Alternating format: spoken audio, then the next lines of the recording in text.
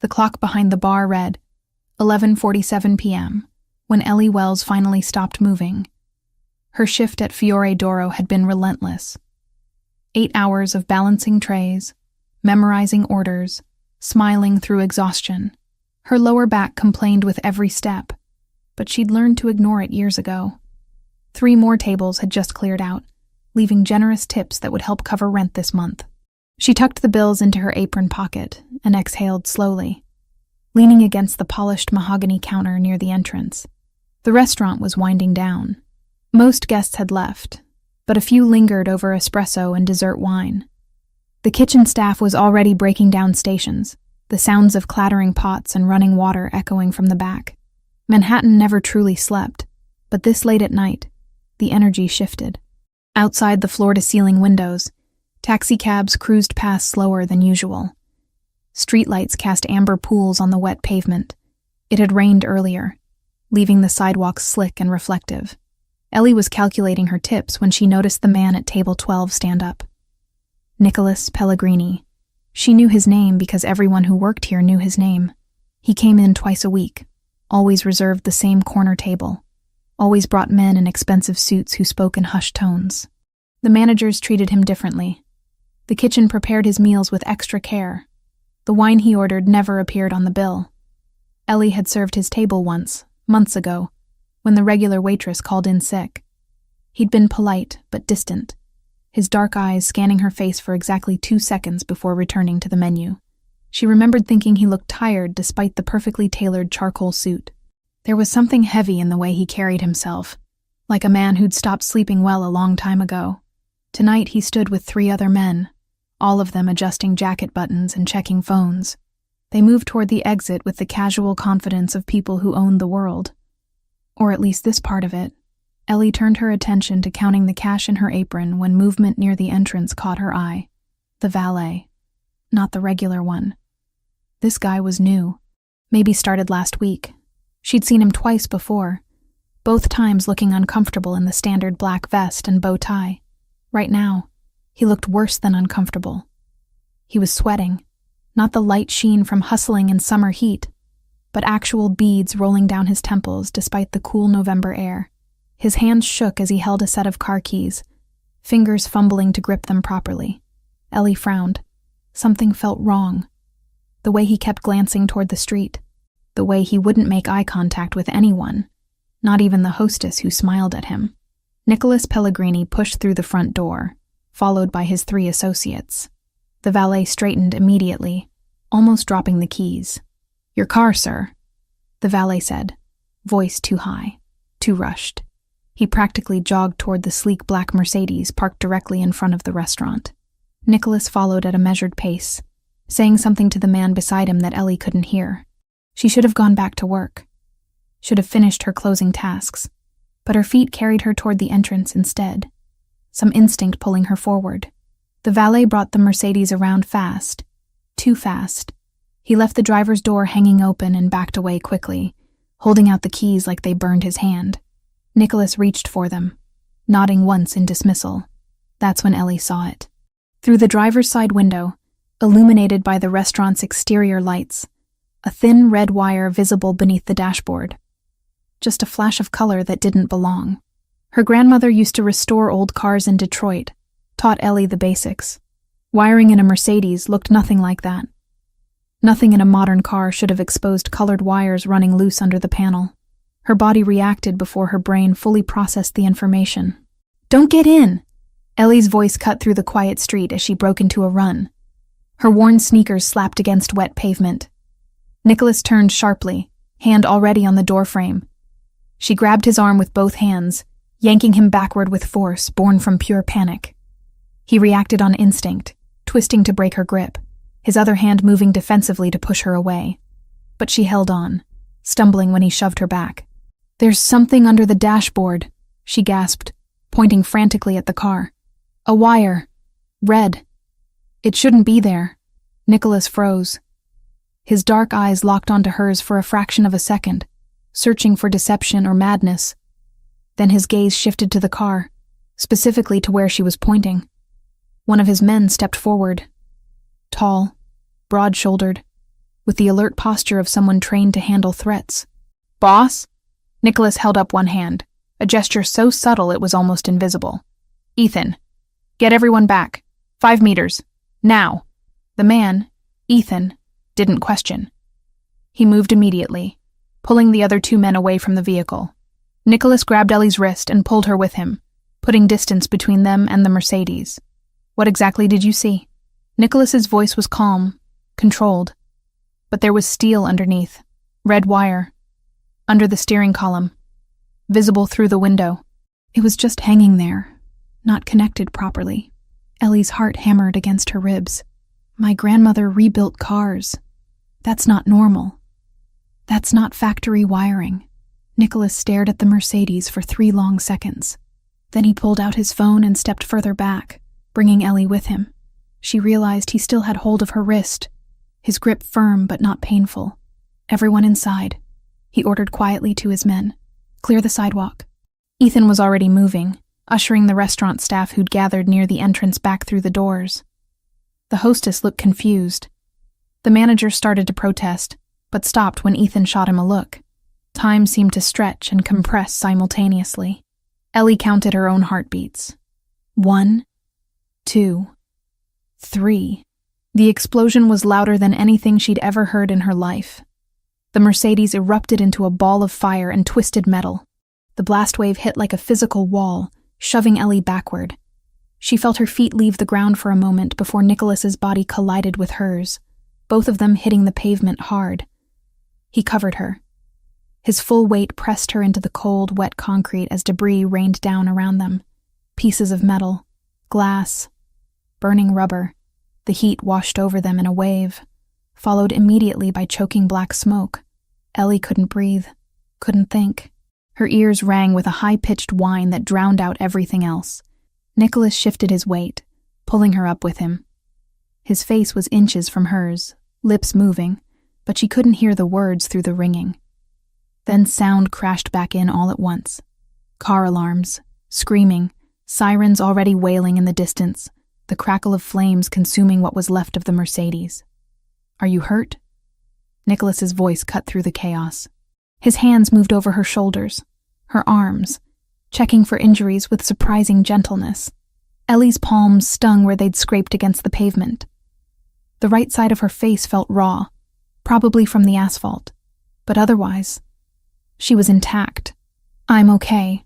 I think. I'm okay." Nicholas stood, pulling her up with him. Ethan appeared beside them, phone already to his ear, barking orders to someone.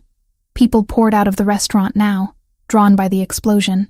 The manager stood in the doorway, face pale, hand over his mouth. The valet was gone. Ellie scanned the street frantically. He'd been right there, just 20 feet away when she'd yelled. Now the sidewalk was empty except for panicked onlookers. "The valet," Ellie said urgently, grabbing Nicholas's sleeve. "The one who brought the car. He's gone." Nicholas's expression didn't change, but something dark flashed in his eyes. "Ethan." "Already on it," Ethan replied, still on his phone. "Checking cameras. He bolted the second you stepped back." The first police car arrived within 90 seconds, followed closely by a fire truck. Then another police car.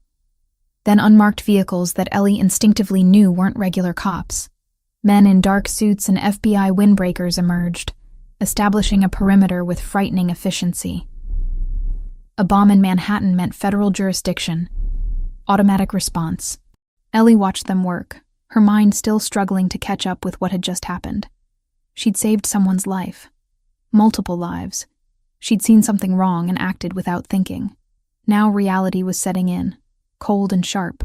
One of the FBI agents approached Nicholas, badge already out. They spoke in low tones, too quiet for Ellie to hear over the commotion. Nicholas's posture remained relaxed, cooperative. But Ellie noticed how Ethan positioned himself strategically between his boss and the growing crowd of first responders.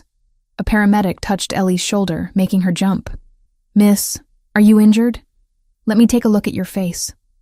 She let the woman guide her toward an ambulance, cleaning the scrapes on her cheek and palms with stinging antiseptic.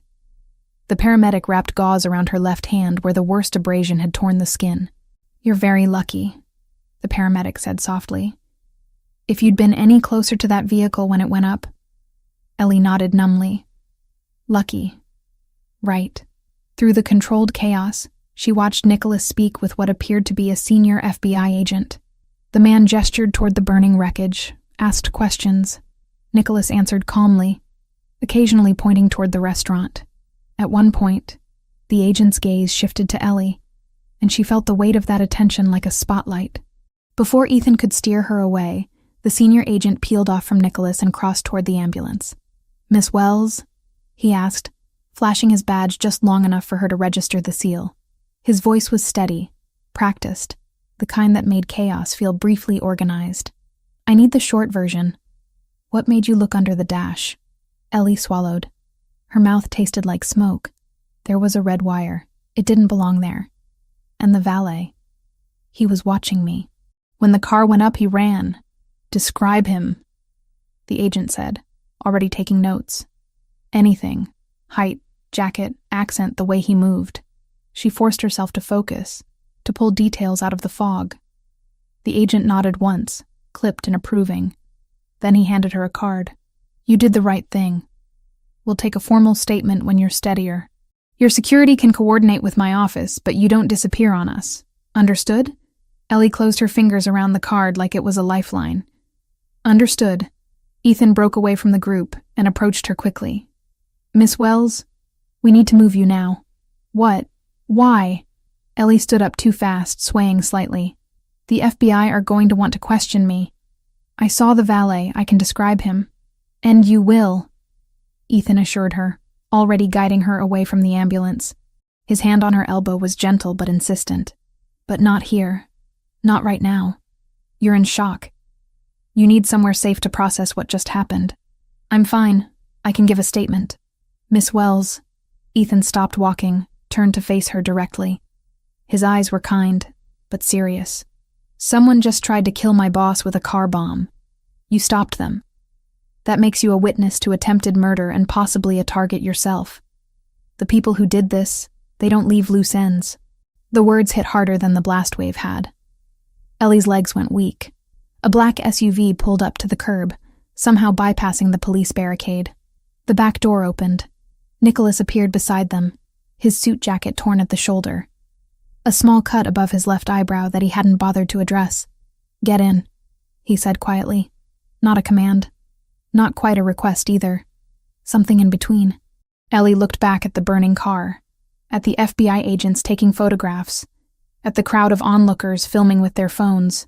She thought about the valet's sweating face, the red wire, the 3 seconds between her warning and the explosion. I don't even know you, she whispered. I know, Nicholas replied. But you saved my life tonight. Let me return the favor.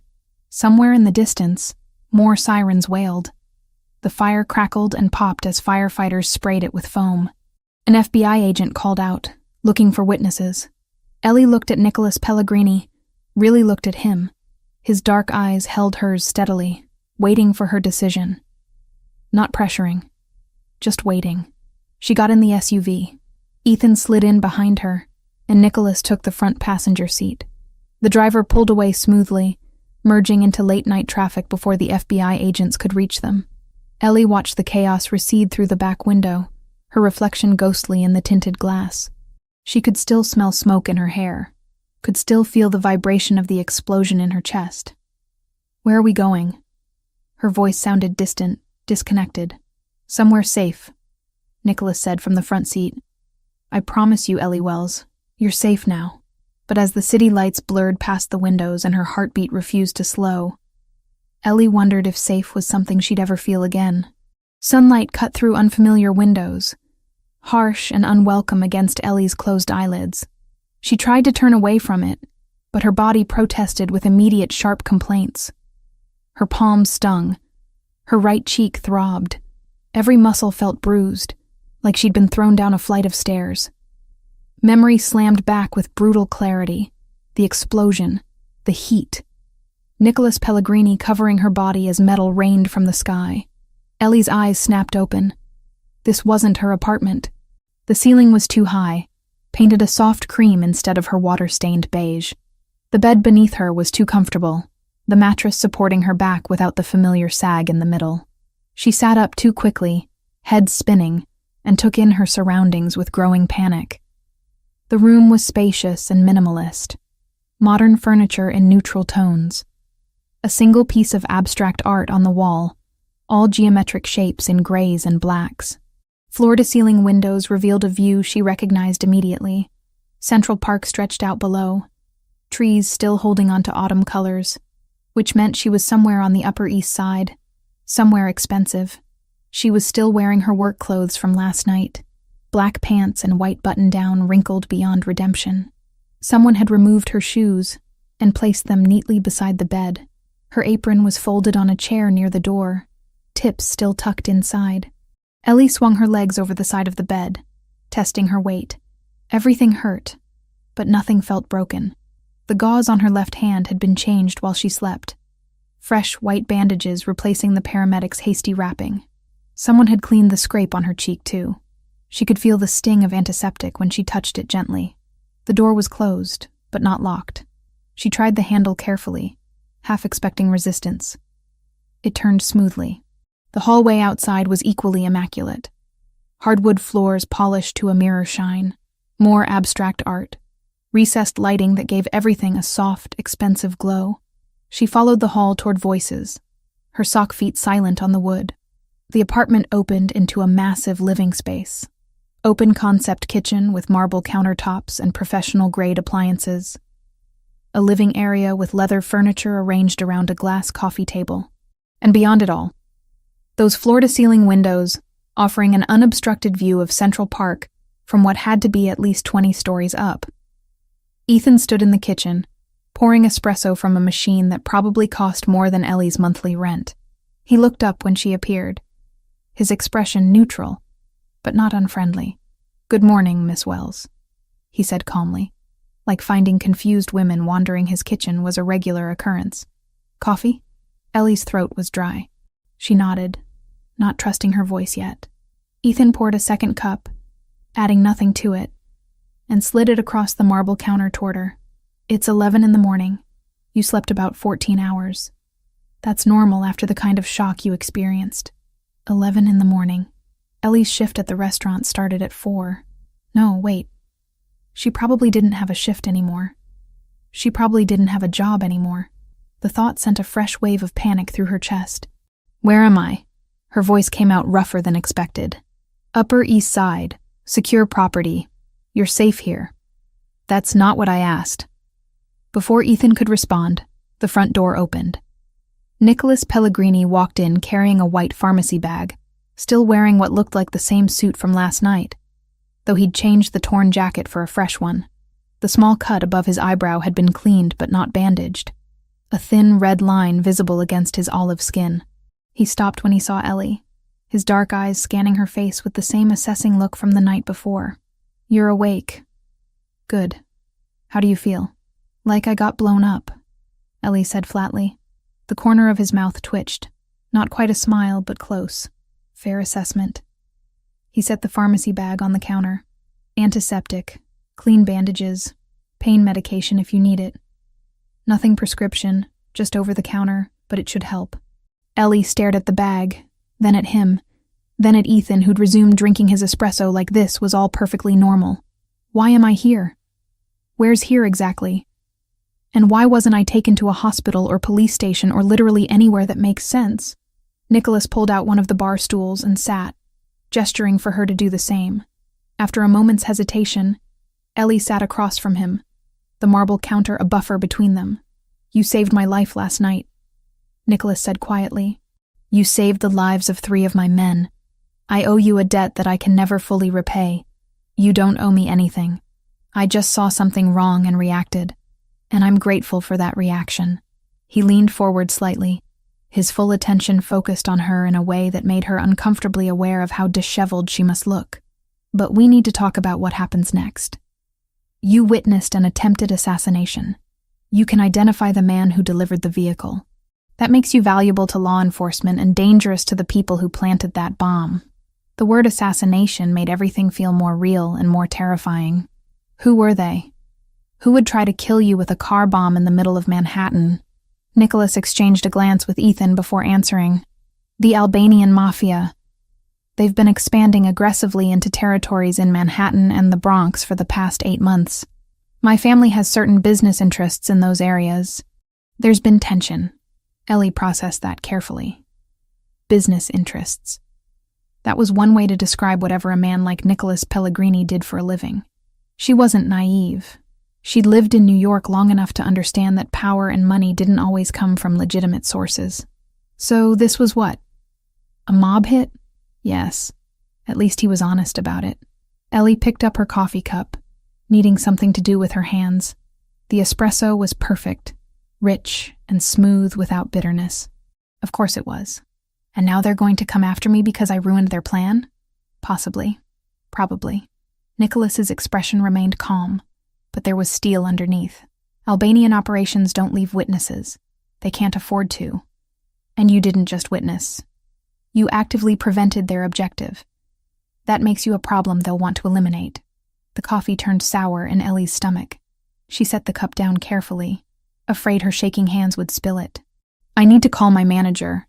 I need to explain why I didn't show up today. I need to... She reached for her phone, patting her pockets before realizing it wasn't there. Nicholas pulled it from his jacket and held it up, not offering it to her yet. Cell phones are traceable, he said gently. Tower pings, GPS data, even when you think they're off. If the Albanians have any technical capability at all, and they do, they can locate you through your phone within hours. So I'm just supposed to disappear? From my entire life? For now, yes. Ellie stood up so fast the bar stool scraped against the floor with a harsh sound. No, absolutely not. I have bills due. My rent is $1,850, and it's due in 5 days. I have student loans. I have a life that I worked very hard to build, and I'm not throwing it away because some criminals are mad at me for not dying. Her voice had risen louder than she intended. Ethan shifted his weight slightly, a subtle movement that drew her attention. He wasn't threatening, just present, watchful. Nicholas remained seated, maddeningly calm. I understand your frustration, Miss Wells. Do you? Do you really? Ellie's hands clenched into fists, ignoring the sting from her bandaged palm. Because from where I'm standing, you live in this place. She gestured at the expensive apartment around them. You have people like Ethan, who do whatever you tell them. You snap your fingers and problems go away. I don't have that. I have $42 in my checking account, and a landlord who doesn't care about sob stories. I can compensate you for your time, Nicholas offered. $5,000 per week while you're under protection. That should more than cover your expenses. I don't want your money. The words came out sharper than she meant them. I don't want to be bought or paid off or whatever this is. I just want my normal life back. Nicholas stood then, moving around the counter until he was closer to her. Not crowding her space, but close enough that she had to look up slightly to meet his eyes. Your normal life ended the moment you screamed, "Don't get in," he said quietly. I wish that wasn't true. I wish you'd looked the other way, and I'd gotten into that car and you'd finished your shift and gone home, and none of this would be your problem. But that's not what happened. You chose to act. You chose to save a stranger. And now both of us have to deal with the consequences of that choice. Ellie wanted to argue, but the truth of his words settled over her like a weight. He was right. She'd inserted herself into something dangerous, and there was no taking it back now. The FBI is going to want to talk to me, she said, grasping for some piece of normal procedure. I'm a witness to a federal crime. They're not just going to let you hide me away. The FBI does want to talk to you, Nicholas confirmed. My lawyers are currently negotiating the terms of that interview. Given the credible threat to your life, they're arguing that any testimony should be delayed until your safety can be guaranteed. It's a reasonable argument that the Bureau will likely accept, at least temporarily. Of course he had lawyers. Plural. Ellie sank back onto the bar stool, suddenly exhausted despite sleeping 14 hours. Her whole body ached. Her mind felt foggy, struggling to process too much information too fast. How long? She asked. How long do you think I need to hide? I don't know. Could be days. Could be weeks. Until we can identify who specifically ordered the hit and neutralize the threat. Neutralize the threat, Ellie repeated. What does that mean exactly? Nicholas didn't answer, which was answer enough. Ethan cleared his throat softly. Miss Wells, while you were sleeping, I took the liberty of contacting Fiore Doro on your behalf. I sent a formal letter of resignation citing a family emergency. Your final paycheck will be mailed to your address. Ellie's head snapped toward him. You quit my job for me? I ended your employment professionally, Ethan corrected. It needed to be done. You can't go back there. The Albanians know that's where you work. It would be the first place they'd look. He was right. Of course he was right. But that didn't make it any less infuriating. So what am I supposed to do?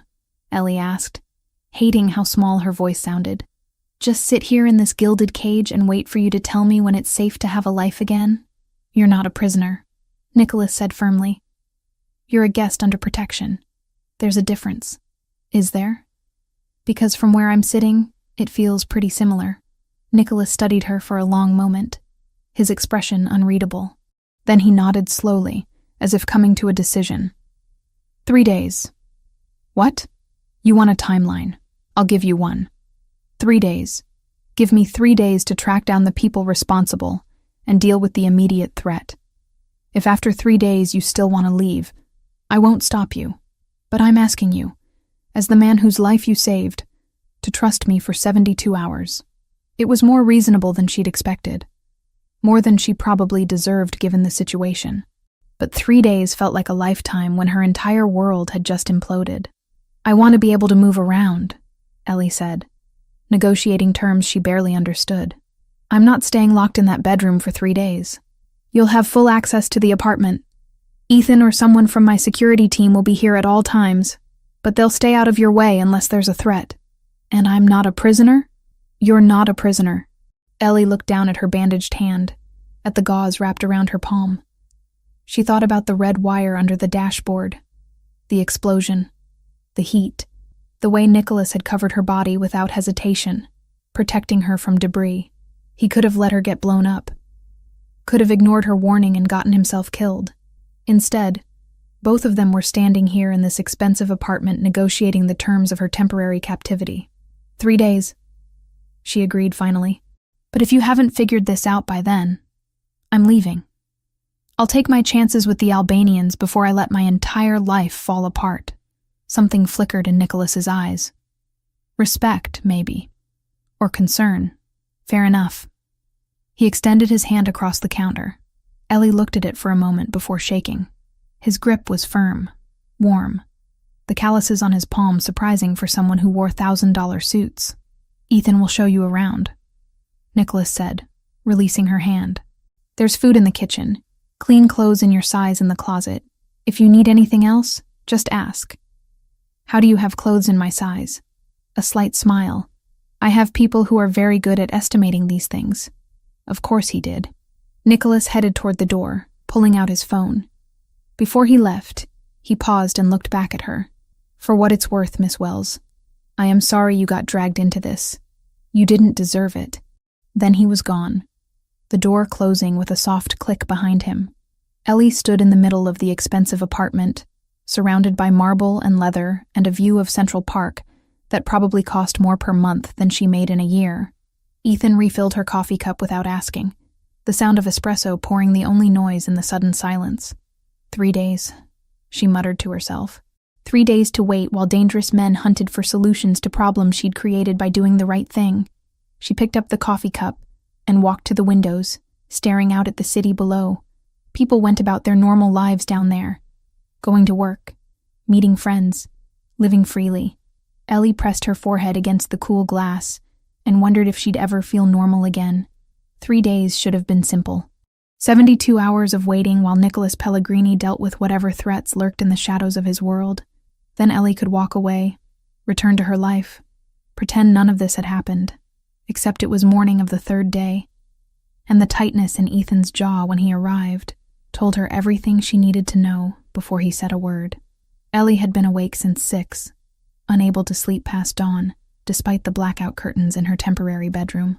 She'd showered, changed into clothes from the mysteriously well-stocked closet, jeans and a soft gray sweater that fit perfectly.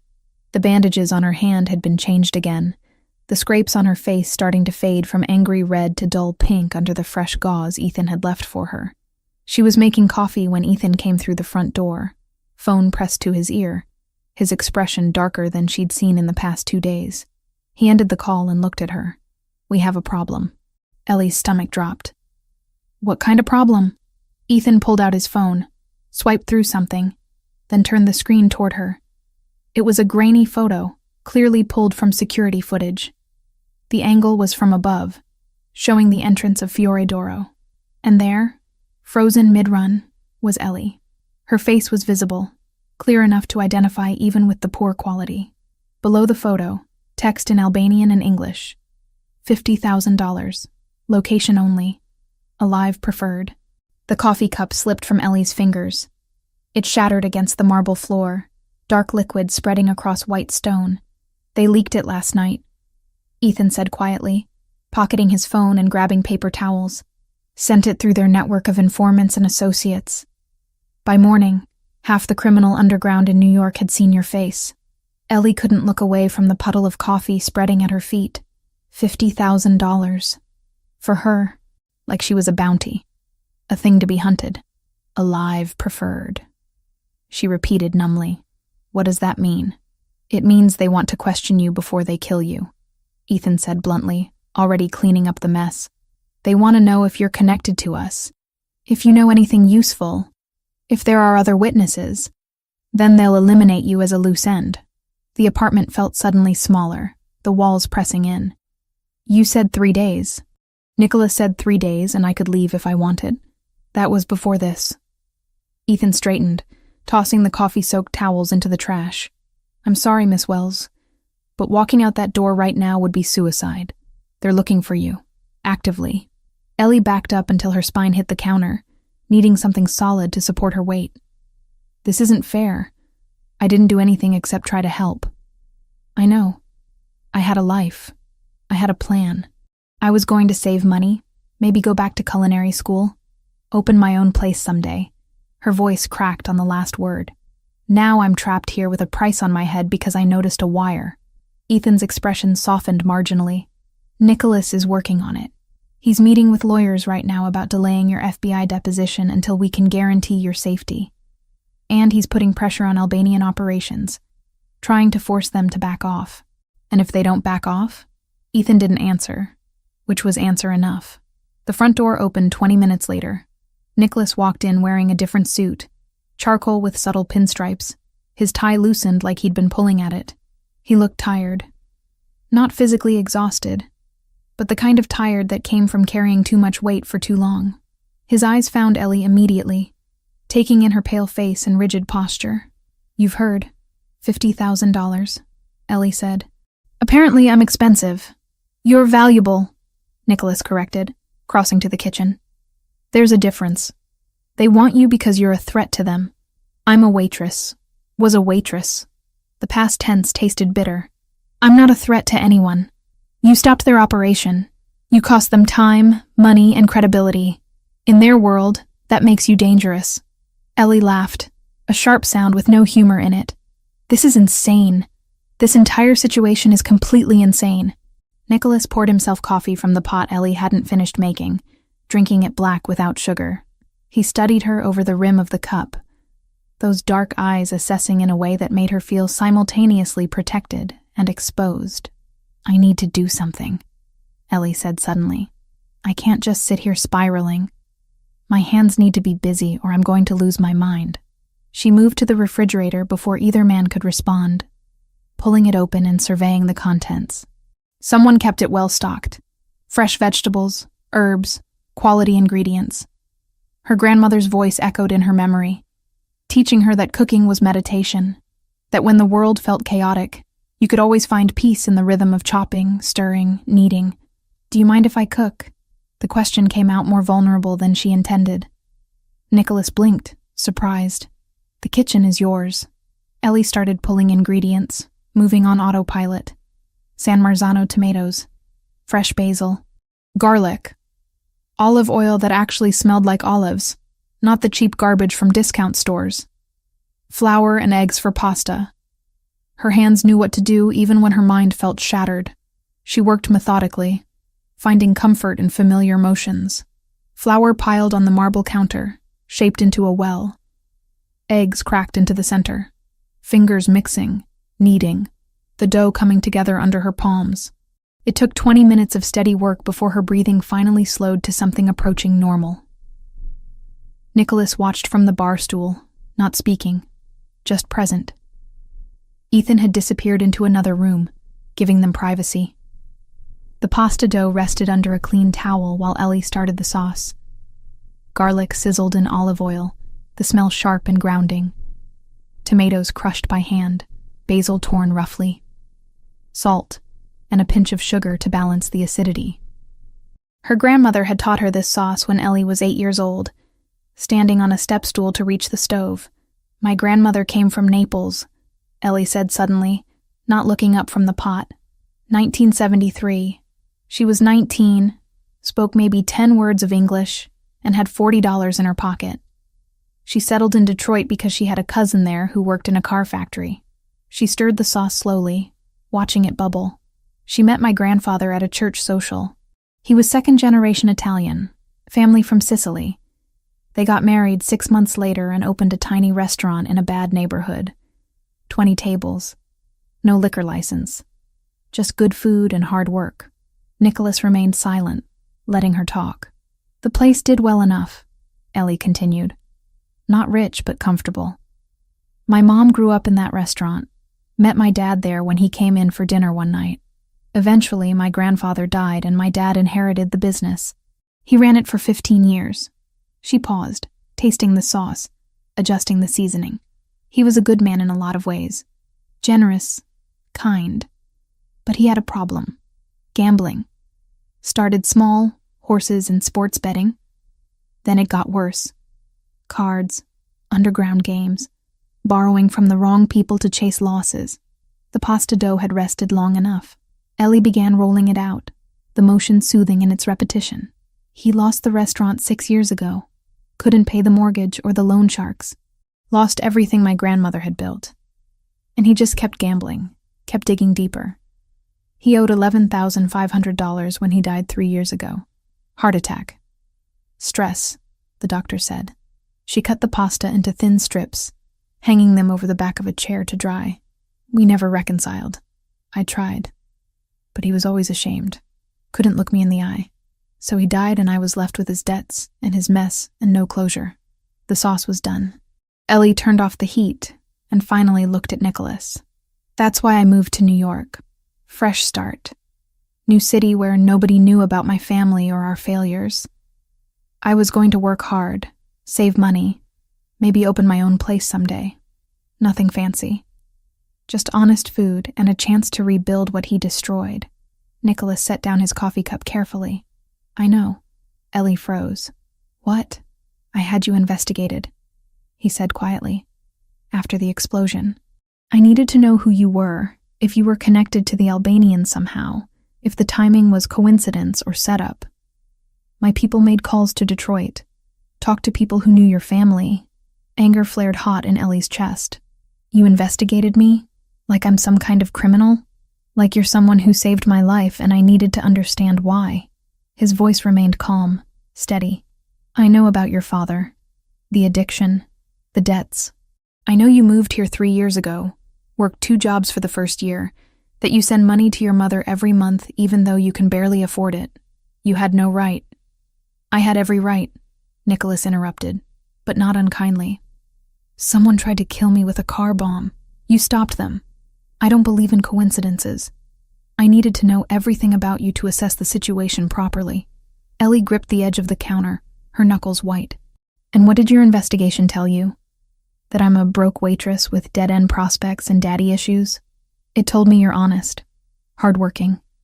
That the debts your father left were small, owed to predatory lenders in Detroit, the kind of local loan sharks who have no connection to organized crime in New York. That you're not a threat or a plant. That you're exactly what you appear to be. Someone who saw danger and chose to act. The confirmation should have made her feel better. Instead, it made her feel exposed, every private detail of her messy life laid bare for his scrutiny. "The debts," Nicholas said carefully. $11,500. I can resolve them. One phone call, and that burden disappears. No. The word came out hard, final. It's a small amount. I don't care if it's 50 cents. Ellie cut him off. I'm not taking your money. I'm not letting you buy my problems and hold them over my head. That's not what this is. Isn't it? You fix my debts, I owe you a favor. Maybe more than one. Maybe you decide someday you want something from me and I can't say no because I'm in your debt. That's how this works, right? That's how your world operates? Nicholas's jaw tightened. You don't know anything about my world. Then enlighten me, Ellie challenged. Tell me I'm wrong. Tell me that powerful men like you do favors out of the goodness of their hearts with no strings attached. They stared at each other across the kitchen. Tension thick between them. Finally, Nicholas nodded once. You're right. In my world, everything has a price. Every favor comes with expectation of return. But that's not what I'm offering you. What are you offering then? A way to eliminate a vulnerability, he said. Those debts make you a target for pressure. Someone could use them against you. Against me by extension, since you're under my protection. I want them gone for strategic reasons. Still sounds like strings to me. Then refuse, Nicholas said simply. Keep the debts. I'll respect that choice. But know that I'm trying to help, not control you. Ellie held his gaze for a beat too long. Pride and fear wrestled in her chest until fear won. Fine, she said, the word tasting bitter. If those debts are a vulnerability, then we end them. But we do it clean, in writing. No favors, no leverage. You pay them, and it's over. Forever. Nicholas's eyes narrowed, not in anger, but in assessment. Then he nodded once. Done. My attorney will draft a one-page waiver. You sign it, I make the call, and you never hear about Detroit again. The front door opened and Ethan returned, carrying a tablet. He glanced between them, reading the tension accurately, but pressed forward. Boss, you need to see this. Nicholas took the tablet, his expression darkening as he read. When? This morning. Building manager confirmed it was delivered around 7. What? Ellie asked, her earlier anger shifting to concern. Nicholas handed her the tablet. On the screen was a photo of a letter, printed on plain white paper in block letters. We know where she works. Next time we'll know where she lives. The address at the top was for Fiore d'Oro. The letter had been delivered to the restaurant that morning. Ellie's hands shook as she read it again. They're threatening me. At my old job. They're making a point, Ethan corrected. Showing they have reach. That they're watching. Nicholas took the tablet back, his expression carved from stone. Ethan, increase security rotations. I want someone on this building 24/7, and send someone to Miss Wells's apartment in Queens. If they know where she worked, they'll find her address eventually. Already done, Ethan confirmed. I have 2 men stationed outside her building as of an hour ago. Ellie felt the walls closing in again. This is my life now? Looking over my shoulder forever? Wondering if today's the day someone decides $50,000 is worth the risk? No, Nicholas said firmly. This is temporary. We're putting pressure on Albanian operations, cutting off their income streams, making it expensive for them to come after you. Eventually, they'll decide you're not worth the cost. Eventually. You mean weeks? Months? I don't know, he admitted. But I won't let them hurt you. You have my word on that. His word. Like that meant something. Like promises from a man who lived in a world of violence and consequences actually held weight. Ellie looked at the pasta hanging to dry, at the sauce cooling on the stove. Normal things. Simple things. The kind of things that used to make up her entire world. 3 days, she said quietly. That was the deal. 3 days and I could leave if I wanted. Nicholas's expression didn't change. Yes, that was the deal. But if I leave now, I'll die. Probably. The bluntness should have made her angry. Instead, it just made her tired. So I don't really have a choice, do I? There's always a choice, Nicholas said. But some choices have consequences you might not survive. He reached for the wine glass but didn't drink, as if even that small indulgence would be dishonest. The 72 hours are up, he added, voice low. My word still stands. If you tell me you're done, I won't chain you to my life. Ellie's laugh came out thin. You'll just let me walk out? Not into an open street, alone with people hunting you. Nicholas's gaze didn't waver. But you can choose the shape of your protection. FBI custody. A safe house they control. You give them what you know and you disappear under a badge and a locked door. Or you stay with me, under my security, where I can actually see the threat before it reaches you. Or you leave New York entirely, with help, with a plan, not with a suitcase and a prayer. And if I pick the first one, she asked, then I put you in their hands, and I still do everything I can to keep you alive. He said simply, I don't like it, but it's your decision. The offer didn't feel like freedom. It felt like being asked to choose between different kinds of cages. But at least he was naming them. At least he wasn't pretending. Ellie turned back to the stove, testing the pasta water that had started to boil. She dropped the fresh noodles in, watching them swirl in the rolling water. 2 minutes for fresh pasta. That's all it needed. Simple. Predictable. Unlike everything else in her life right now. I need a job, she said finally. Not your money. Not charity. A real job with a real salary that I earn. Nicholas tilted his head slightly, considering. What kind of job? I'm a trained chef. Well, partially trained. I did 2 years at culinary school before my father died and I had to drop out. She stirred the pasta carefully. I know Italian cuisine. Traditional preparations. My grandmother taught me things you can't learn in school. I own 3 restaurants. Nicholas said slowly. Legitimate businesses. They could use someone with your skills. As what? A consultant? An employee? Culinary operations manager, he offered. You'd oversee the kitchens, work with the chefs on menus, ensure quality and authenticity. It's a real position with real responsibilities. $4,500 a month salary. Ellie drained the pasta, the steam rising in clouds that blurred her vision. $4,500 a month. More than she'd made as a waitress. More than she'd ever made, honestly. And when the Albanian situation resolves, she asked, do I keep the job or does it disappear? You keep it as long as you want it. Contract terms, legal and binding. She plated the pasta, topped it with sauce, fresh basil torn over the top. She slid 1 plate toward Nicholas, kept one for herself. He picked up a fork, tried a bite. His eyebrows rose slightly. This is exceptional. My grandmother's recipe. Ellie took her own bite. The familiar flavors a small comfort. So, real job, real salary, real contract? All of it. She ate slowly, thinking through every angle. This was still his world, his terms, his control. But it was better than hiding indefinitely with no income. Better than letting her entire life collapse while she waited for danger to pass. I accept, she said finally. But I want the contract in writing. Professional terms. And if I want to quit, I can. Agreed. They ate in silence for a while. The good kind of silence that didn't need filling. When Ethan returned to the kitchen, Nicholas slid the second plate toward him. Try this. Ethan took a bite and nodded appreciatively. You should hire her for real. I just did, Nicholas said, a slight smile on his face. Ellie looked between them, reality settling over her like a weight.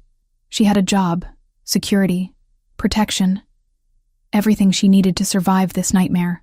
All it cost was her freedom and her peace of mind.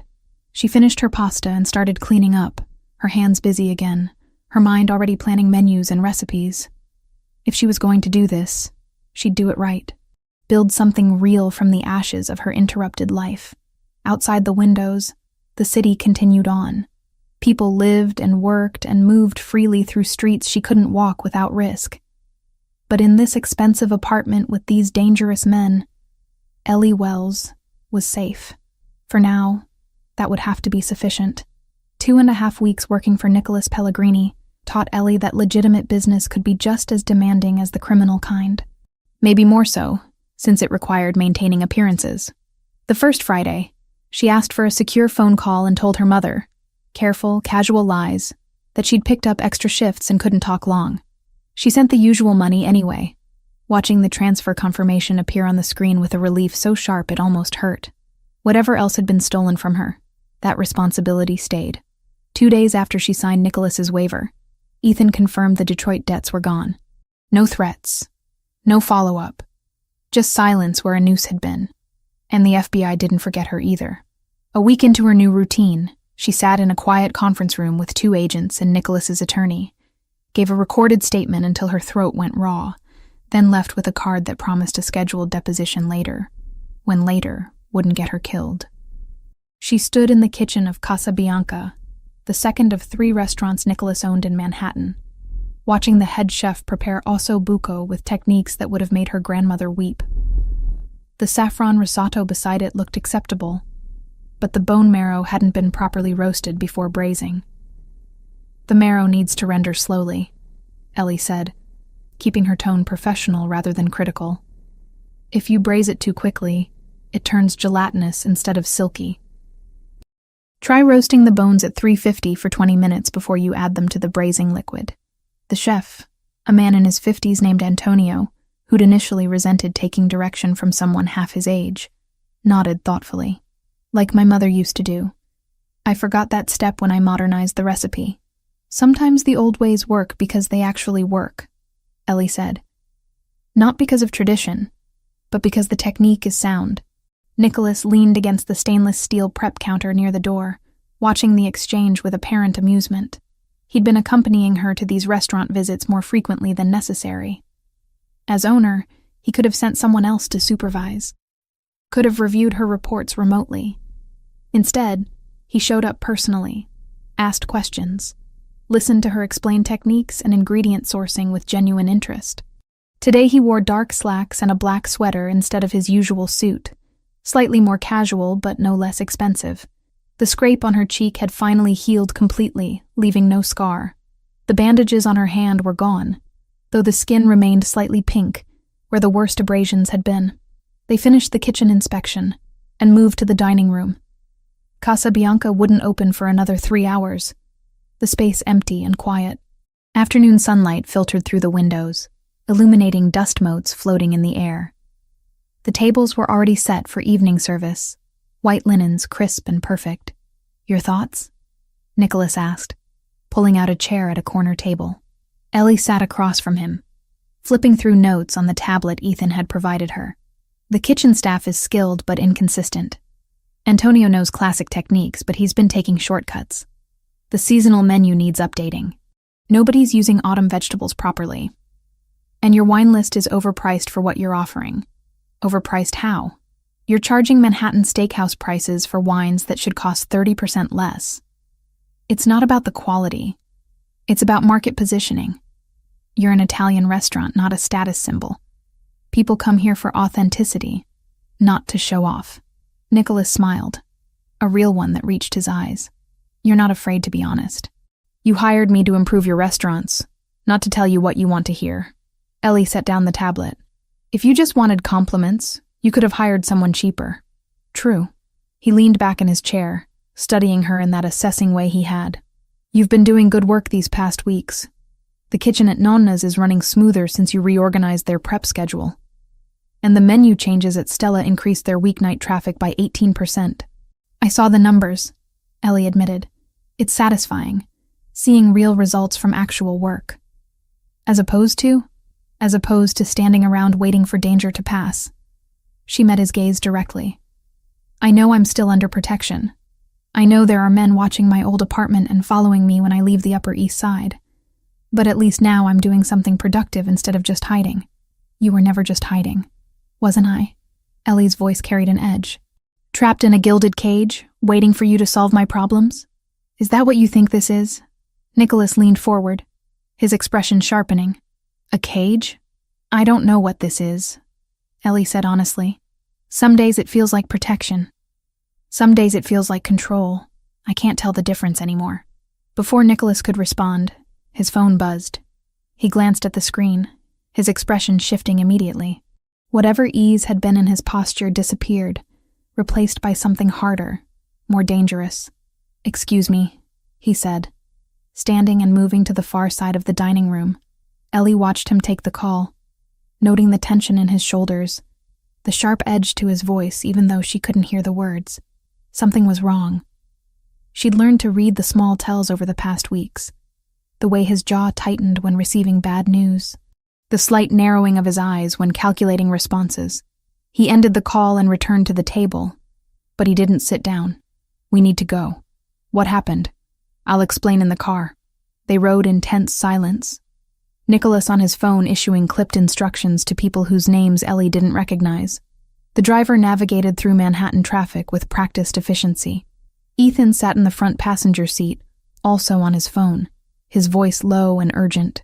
When they finally returned to the Upper East Side apartment, Nicholas immediately headed for his office. Ellie followed, ignoring the subtle attempt to exclude her. "What's going on?" she demanded from the doorway. Nicholas looked up from where he'd been pulling files from a locked cabinet. For a moment, she thought he'd tell her to leave, to let him handle his business. Instead, he gestured for her to sit. "We've been putting pressure on Albanian operations for weeks now," he said, organizing papers on his desk. "Cutting off their supply lines, interfering with their protection rackets, making it expensive for them to operate in territories they tried to claim. It's been working. They've lost revenue, lost face with other organizations. They were starting to pull back." "Were?" "They just escalated." Nicholas's voice remained controlled, but there was fury beneath it. "An hour ago they hit one of my warehouses at the Brooklyn port. Arson. Professional job with accelerants. 3 of my men were injured getting everyone else out before the building went up." Ellie's breath caught. "Are they okay?" "The injured men? Burns. Smoke inhalation. They'll recover." He pulled out his phone, showed her a photo. Flames consuming a large industrial building, black smoke billowing into the sky. "The warehouse is gone. Complete loss. I'm sorry." "I don't need sympathy," Nicholas said sharply, then seemed to catch himself. "I need to go handle this. Make sure my people are taken care of. Send the right message about what happens when the Albanians cross certain lines." Ellie stood. "I'm coming with you." "Absolutely not." "Nicholas." "No," he said firmly. "This isn't negotiable. This is an active situation. There could still be Albanians in the area. It's not safe." "Nowhere is safe," Ellie countered. "Not really. You said so yourself. They have my photo. They're looking for me. Whether I'm here or there, I'm a target. Here, you're a protected target." Nicholas moved around the desk toward her. "There, you're exposed. I won't risk that. You won't risk it, or you won't give me the choice." His eyes flashed with something dangerous. "Both.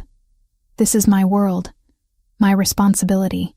I'm not bringing you into a war zone because you're feeling restless." The words stung more than they should have. "That's not what this is." "Then what is it?" Ellie struggled to articulate the feeling that had been building for weeks. "I'm tired of being a passive participant in my own life. Things happen to me. Decisions get made for me. I get protected and managed and told what's safe. But I don't get to choose anything." Nicholas's expression softened marginally. "I understand that frustration. But this particular choice could get you killed. And I can't allow that." "Can't allow," Ellie repeated. "Because you're in charge and I'm just the waitress you saved. Because you saved my life first," Nicholas said quietly. "And I will not let that act of courage be repaid with your death. I won't let them take you from this world because of choices I made, wars I started before you even knew my name." The raw honesty in his voice stopped Ellie's argument cold. She'd seen him angry, seen him calculating, seen him giving orders with absolute authority. But this was different. This was personal. "I need to go," Nicholas said after a moment. "Ethan will stay here with you. 2 guards will be outside. You'll be safe." Ellie wanted to argue more, but she could see it would be futile. "Be careful." Something flickered in his expression. Surprise, maybe, that she cared about his safety. "I will." He left with 4 men, all of them armed, moving with military precision. The apartment felt enormous and empty once they were gone. Ethan settled into the living room with his laptop, monitoring whatever needed monitoring. Ellie paced for 20 minutes before giving up and retreating to the kitchen. She needed her hands busy, needed to create something to offset the destruction happening across the city. She made bread. Kneading dough required physical effort that matched her emotional state. Push and fold, working out frustration with every motion. The yeast smell was comforting, familiar, grounding her when everything else felt chaotic. Hours passed. The bread baked, filling the apartment with warmth and the smell of home. Ellie made soup to go with it, a simple minestrone with vegetables and beans. Comfort food for a day that had stripped away any remaining illusions of normalcy. It was past 9 when the front door finally opened. Nicholas walked in, looking like he'd been to war. His clothes were covered in black soot, his face streaked with ash and sweat. The controlled fury from earlier had been replaced by something colder, more dangerous. Ethan stood immediately. Report? Fire's out. Men are at the hospital, stable condition. Building's a total loss, but insurance will cover most of it. Nicholas pulled off his jacket, tossing it over a chair. We need to talk.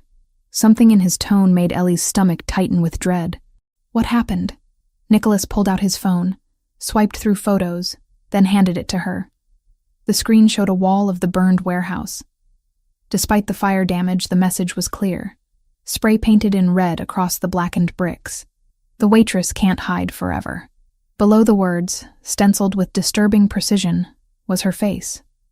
The same photo from the bounty notice, but larger, more prominent. Someone had taken the time during or after the arson to leave this specific message. Ellie's hands shook as she stared at her own image on that ruined wall. They'd known the warehouse would burn, had planned for it, and still took the time to deliver this threat. They're escalating, Nicholas said quietly, taking the phone back. This wasn't just about damaging my property or hurting my people. This was about sending you a message, about making it personal. Ellie sank onto the couch, her legs suddenly unable to support her weight. I thought you said the pressure was working, that they were backing off. I was wrong. The admission clearly cost him. They're not interested in backing off. They're interested in revenge, and you're the symbol of their failure. As long as you're alive, you're proof that they're not invincible. So what does that mean? Ellie looked up at him. What happens now? Nicholas sat beside her, close enough that she could smell the smoke clinging to his clothes. It means this isn't temporary anymore. This is permanent until we force a permanent resolution. They won't stop coming for you. Not in weeks or months.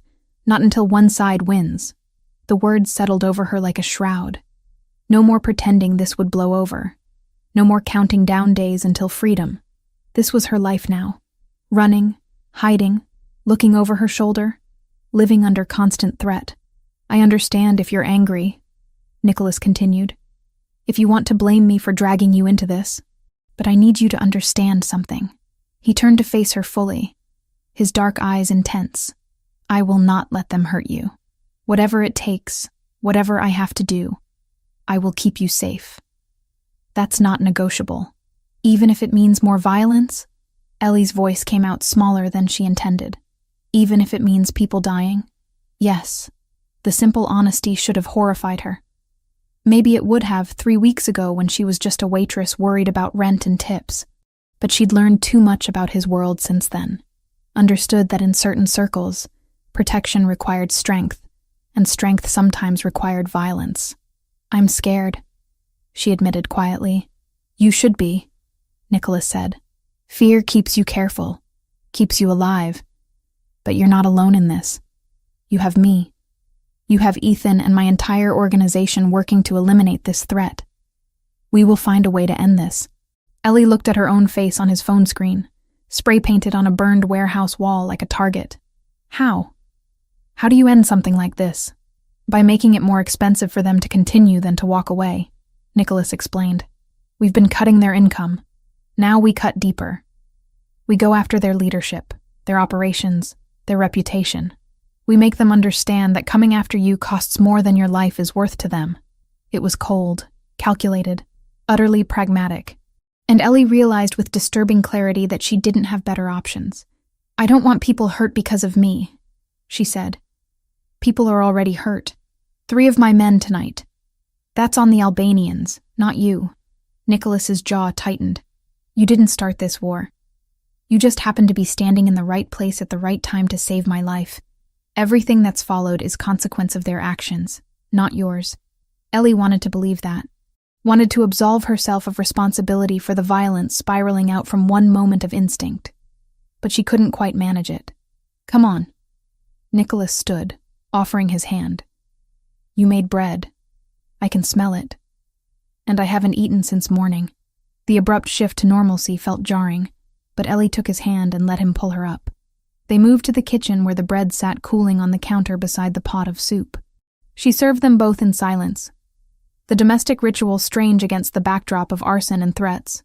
Nicholas ate methodically, clearly hungry despite the chaos of his day. This is excellent, he said after the third spoonful. My grandmother's recipe, Ellie replied automatically. They ate without talking more, but it wasn't uncomfortable. Just two people sharing a meal after an exhausting day, finding small comfort in simple things. When Nicholas finally left to shower off the smoke and soot, Ellie remained in the kitchen, cleaning up slowly. Through the windows, Manhattan glittered with a million lights. Somewhere out there, people were searching for her. Planning. Plotting. Waiting for an opportunity. But in this moment, in this expensive apartment with dangerous men protecting her, Ellie was alive. She was safe. And tomorrow, she'd continue building something real from the wreckage of her interrupted life. It wasn't the future she'd imagined 3 weeks ago, but it was the one she had now, and she'd learned that survival meant adapting, not clinging to what used to be. The call came at 6 a.m, dragging Ellie from restless sleep. She heard Nicholas's voice through the walls, sharp and controlled, issuing orders with the clipped precision that meant something had gone very wrong. By the time she dressed and emerged from her bedroom, the apartment was already filling with men in dark suits, all of them moving with urgent purpose. Ethan met her in the hallway. Conference today. Nicholas wants you there. Why? What happened? Leak in the organization. Ethan said grimly, We found the source. Now we need to deal with it. 2 hours later, Ellie found herself in a part of Nicholas's world she'd never seen before. They'd driven to a nondescript office building in Midtown, taken a private elevator to the top floor, and entered what could only be described as a fortress. The conference room was windowless, with walls that looked reinforced, and a door that sealed with an audible click when Ethan closed it behind them. Nicholas stood at the head of a long table, still wearing the suit from yesterday, looking like he hadn't slept. 6 men occupied chairs around the table, all of them older than Nicholas by a decade or more. These were his senior associates, Ellie realized. The inner circle. Men who'd probably been in this life longer than she'd been alive. Sit there. Nicholas indicated a chair against the wall, away from the table. You need to hear this.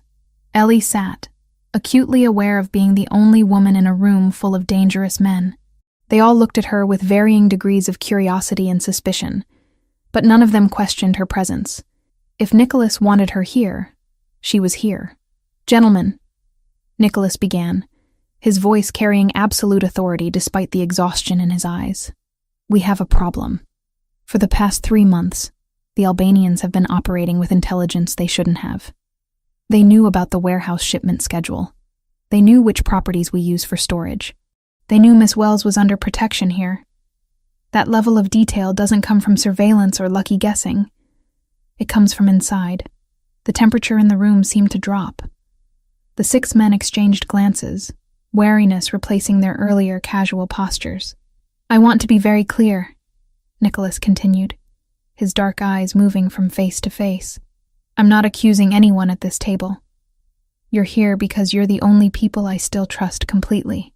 But someone with access to operational information has been feeding it to our enemies. Someone close enough to know schedules, locations, financial movements. And we're going to identify them today. One of the older men, gray-haired with a scar running through his left eyebrow, leaned forward. Nicholas, we've worked together for 20 years. If there's a rat, I'll help you find him and deal with him personally. I appreciate that, Vincent. Nicholas nodded. Which is why I'm going to ask each of you direct questions about your movements and communications over the past 3 months. This isn't an interrogation. It's elimination. We clear everyone in this room, then we expand the search. For the next hour, Ellie watched Nicholas methodically question each man. Where were you on specific dates? Who have you spoken with outside the organization? Have you noticed any unusual behavior from other associates? The questions were detailed, specific, delivered with calm precision that made clear there was no room for evasion. The men answered honestly, or at least appeared to. They provided alibis, explained meetings, offered information freely. Nicholas took notes, occasionally conferring quietly with Ethan, who sat beside him with a laptop open. Finally, Nicholas looked up from his notes. Thank you all. That gives us what we need to narrow the search. Ethan, show them. Ethan turned the laptop around so the screen faced the table. We've been conducting digital forensics for the past week. Quietly, without alerting anyone outside this room. What we found was a pattern of unauthorized transfers from one of our secondary operational accounts. Small amounts at first, $3,000 to $5,000, then larger. Over 3 months, approximately $47,000 moved to an offshore account in the Cayman Islands. He clicked through several screens, showing banking records, timestamps, IP addresses. We also found encrypted emails sent from a computer with access to our secure network. The encryption was good, but not good enough. Our tech people traced the destination server to Queens, specifically to a location we've identified as an Albanian communication hub. Vincent's face darkened. Who? Nicholas's expression could have been carved from stone. Carlo Grimaldiro. The name hit the room like a physical blow. Several of the men reacted with visible shock. One swore viciously in Italian. Another just shook his head in apparent disbelief. Carlo? Vincent sounded genuinely stunned. He's been with us for 8 years. He handles all the legitimate business finances. Jesus, Nicholas, he knows everything about the legal operations. Exactly, Nicholas said coldly, which made him the perfect source for the Albanians.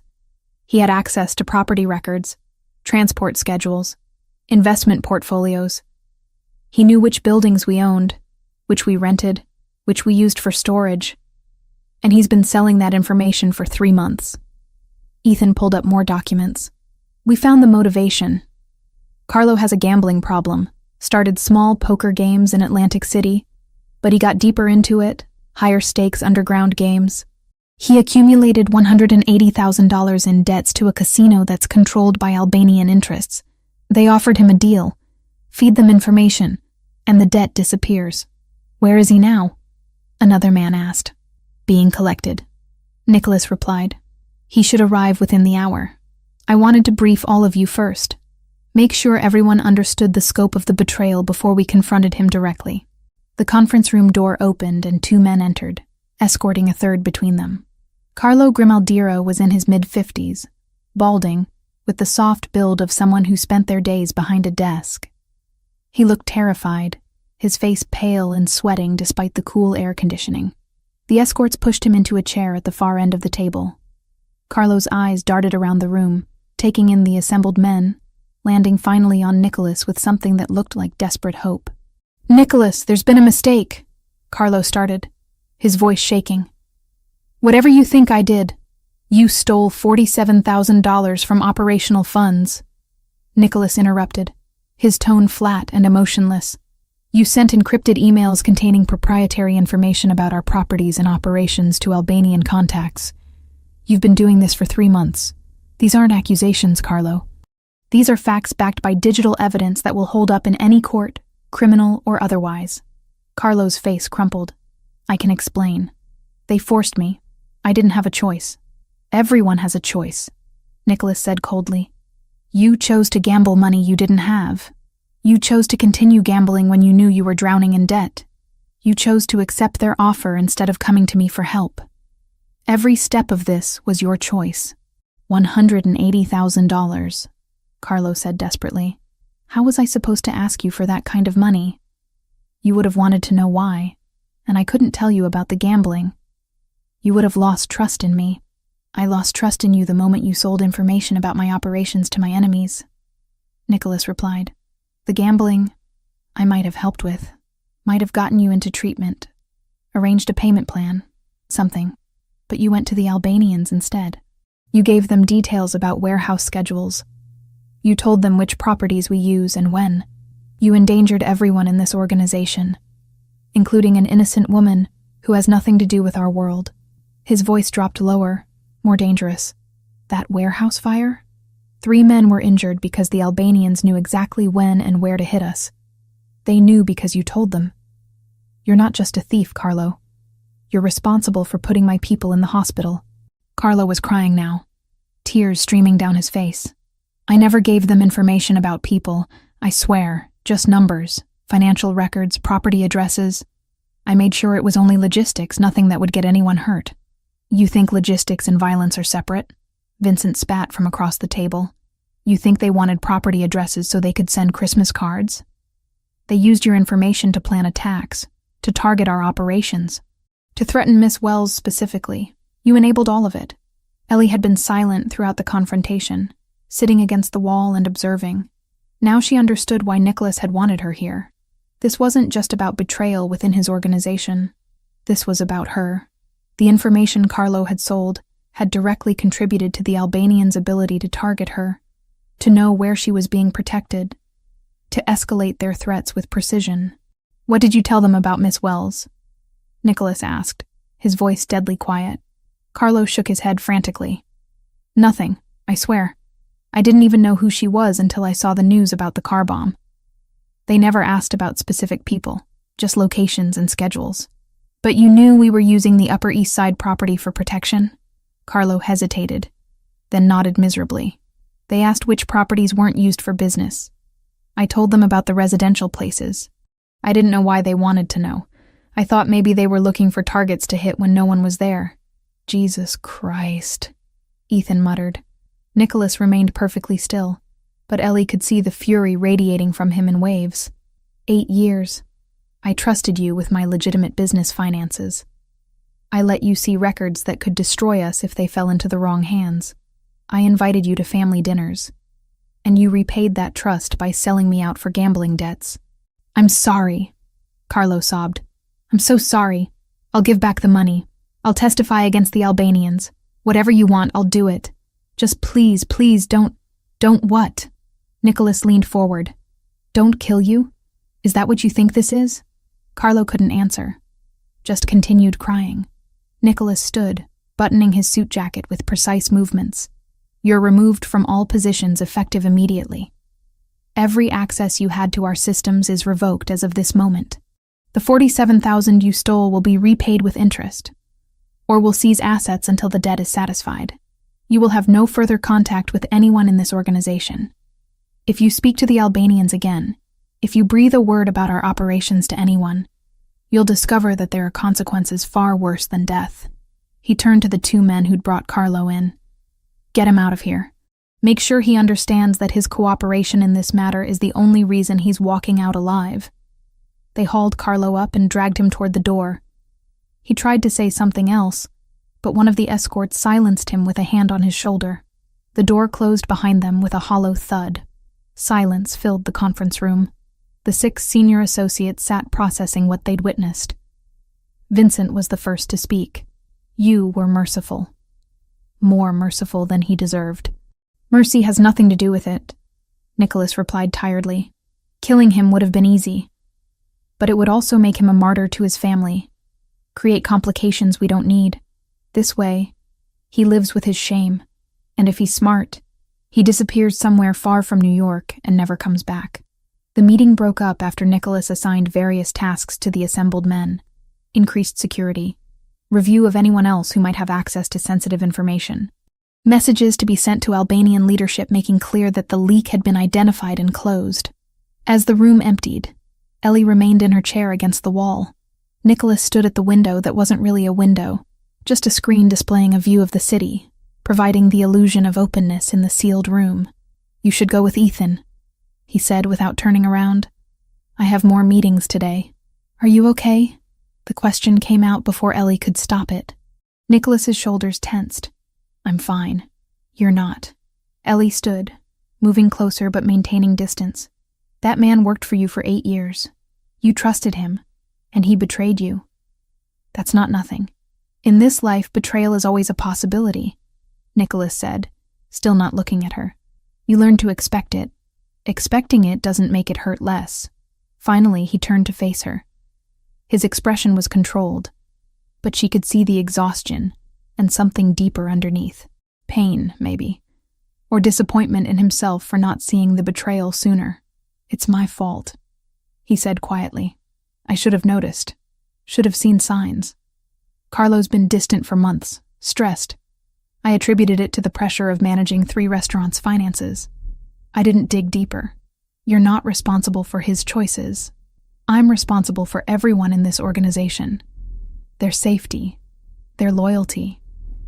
When someone betrays that, it reflects on my leadership, on my judgment." Nicholas ran a hand through his hair, the first crack in his composure. 3 men were burned in that warehouse fire. They're in the hospital right now because I didn't catch Carlo's betrayal fast enough to prevent the attack. That's on me. Ellie didn't know what to say. She couldn't offer empty reassurances or platitudes. This was his world, his responsibility, his burden. All she could offer was presence, understanding without judgment. "I need to work," Nicholas said after a moment. "There's a lot to handle today." "I'll go with Ethan," Ellie agreed. But she paused at the door. "For what it's worth, you handled that situation with more restraint than most people would have. Carlo's alive because you chose mercy over revenge. That says something about the kind of man you are." She left before he could respond, following Ethan down the hallway to the elevator. They rode back to the Upper East Side in silence, both processing the morning's events. The apartment felt strangely empty when they arrived. Ethan disappeared into his usual spot with his laptop, monitoring communications and security feeds. Ellie made lunch neither of them really wanted, just needing the familiar rhythm of cooking to settle her mind. The afternoon stretched long and quiet. Nicholas didn't return. Ellie worked on restaurant reports, reviewed menus, but her mind kept drifting back to the conference room, to Carlo's tears and Nicholas's cold fury, to the weight of betrayal and the price of misplaced trust. It was past 11 when she finally heard the front door open. Nicholas entered alone, having dismissed his usual security escort downstairs. He looked utterly drained, moving with the careful precision of someone operating on willpower alone. Ellie was in the kitchen, unable to sleep, making tea she didn't particularly want. She watched him head toward his office without acknowledging her presence. She should let him be, should respect his space and his process. But something pulled her forward, following him down the hall to the office door he'd left slightly ajar. Inside, Nicholas sat in the dark, a glass of whiskey in his hand, staring at nothing. He didn't react when Ellie entered. Didn't tell her to leave. Just sat there in the shadows, lost in thoughts she couldn't access. Ellie settled into the chair across from his desk and waited. She didn't speak, didn't offer comfort or advice or any of the useless things people said when they didn't understand what someone was going through. She just sat with him in the darkness, sharing the silence. "I knew his children," Nicholas said finally, his voice rough. "Carlo's kids. They're grown now, have families of their own. But when they were young, I went to birthday parties, school graduations. I was part of their lives because Carlo was part of mine. I'm sorry. I trusted him completely. Never questioned his loyalty or his competence.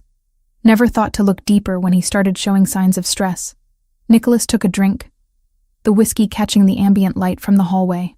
"And now, I have to live with the fact that my blindness put people at risk. Put you at risk." Ellie leaned forward. "Carlo made his choices, not you. He could have asked for help with his gambling problem. He could have come clean before it got out of control. He chose the Albanians instead. That's not your fault. Part of leadership is seeing these things before they become catastrophic. You're not psychic. You can't read minds or predict every possible betrayal." She paused, choosing words carefully. "You did what needed to be done today.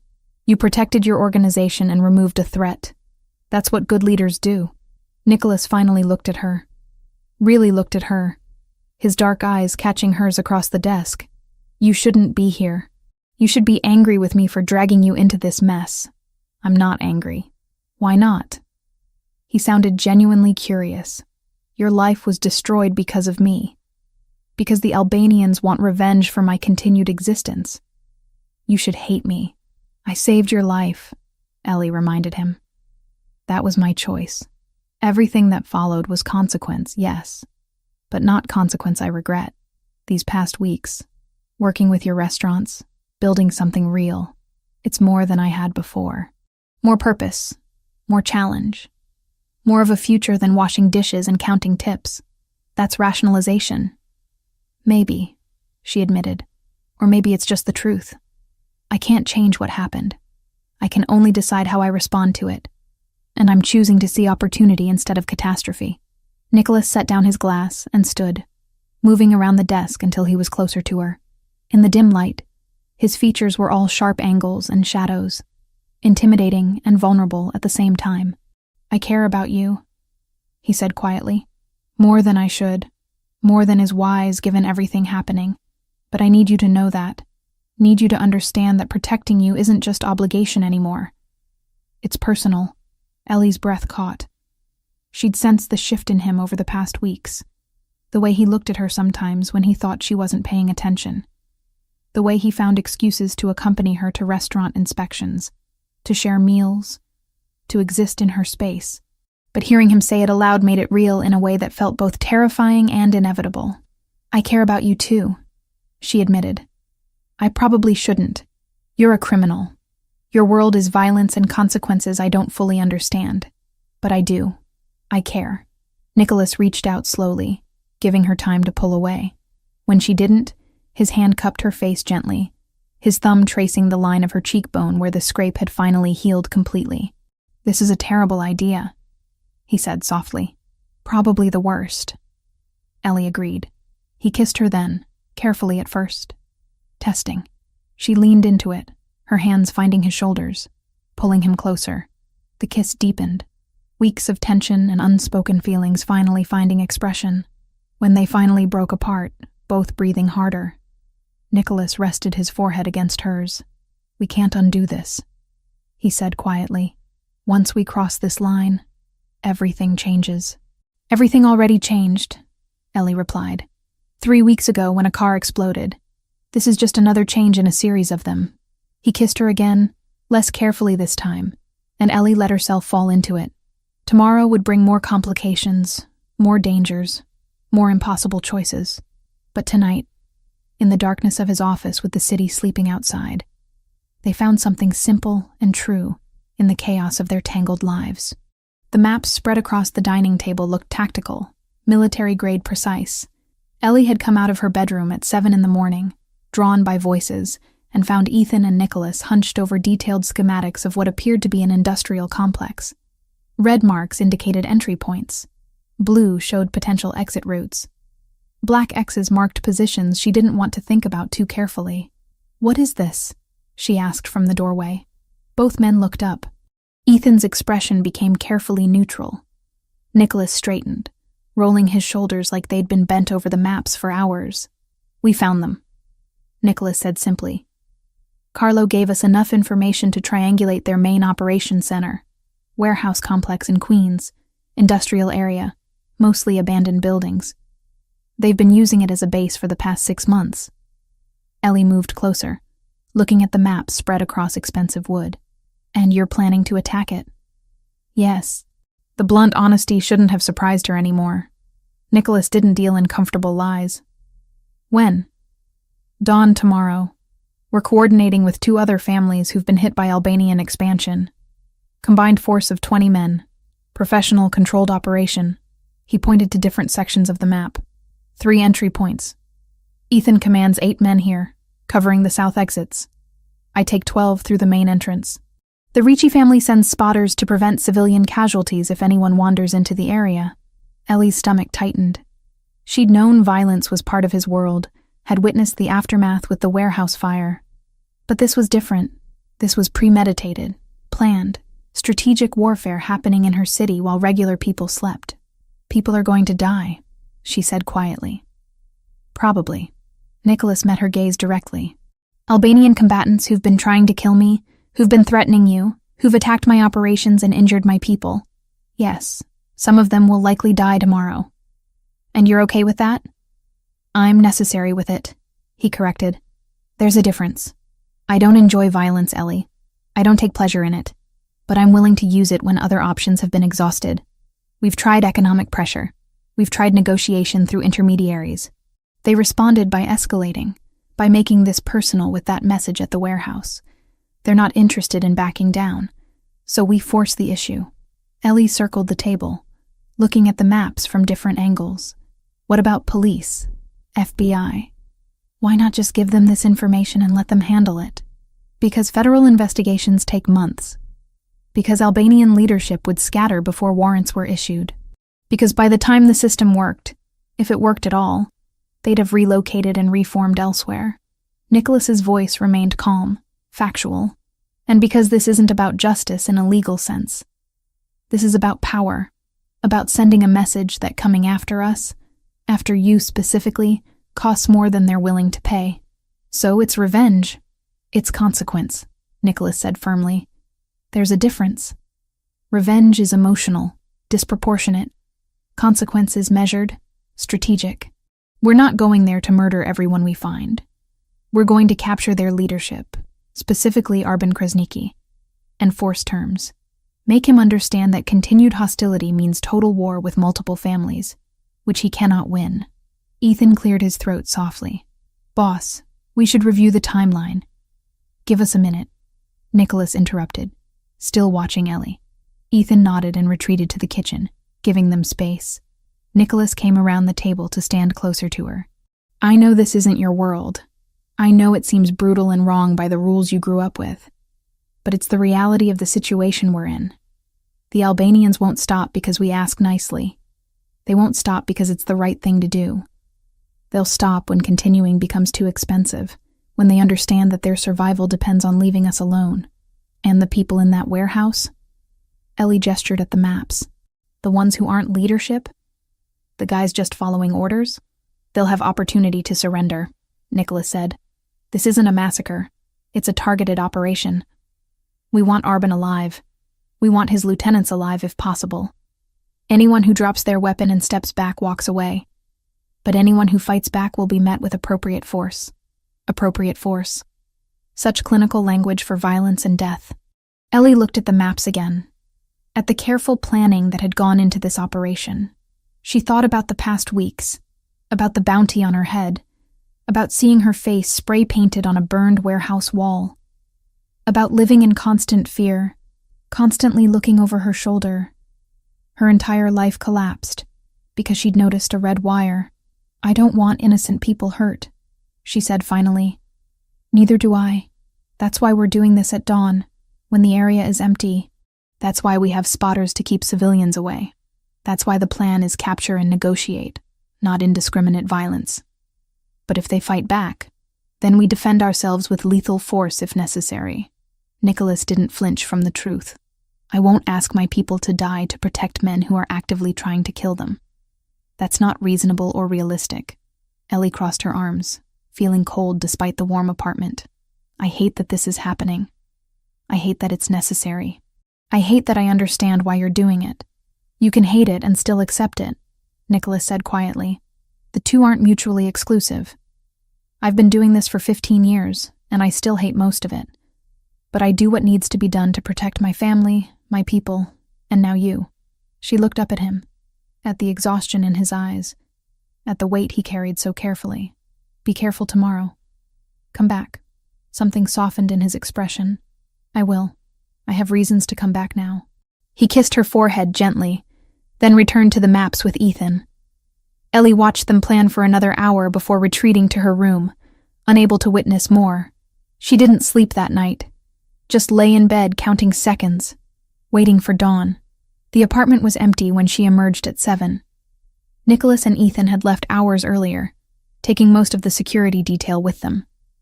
Only one guard remained, stationed outside the front door.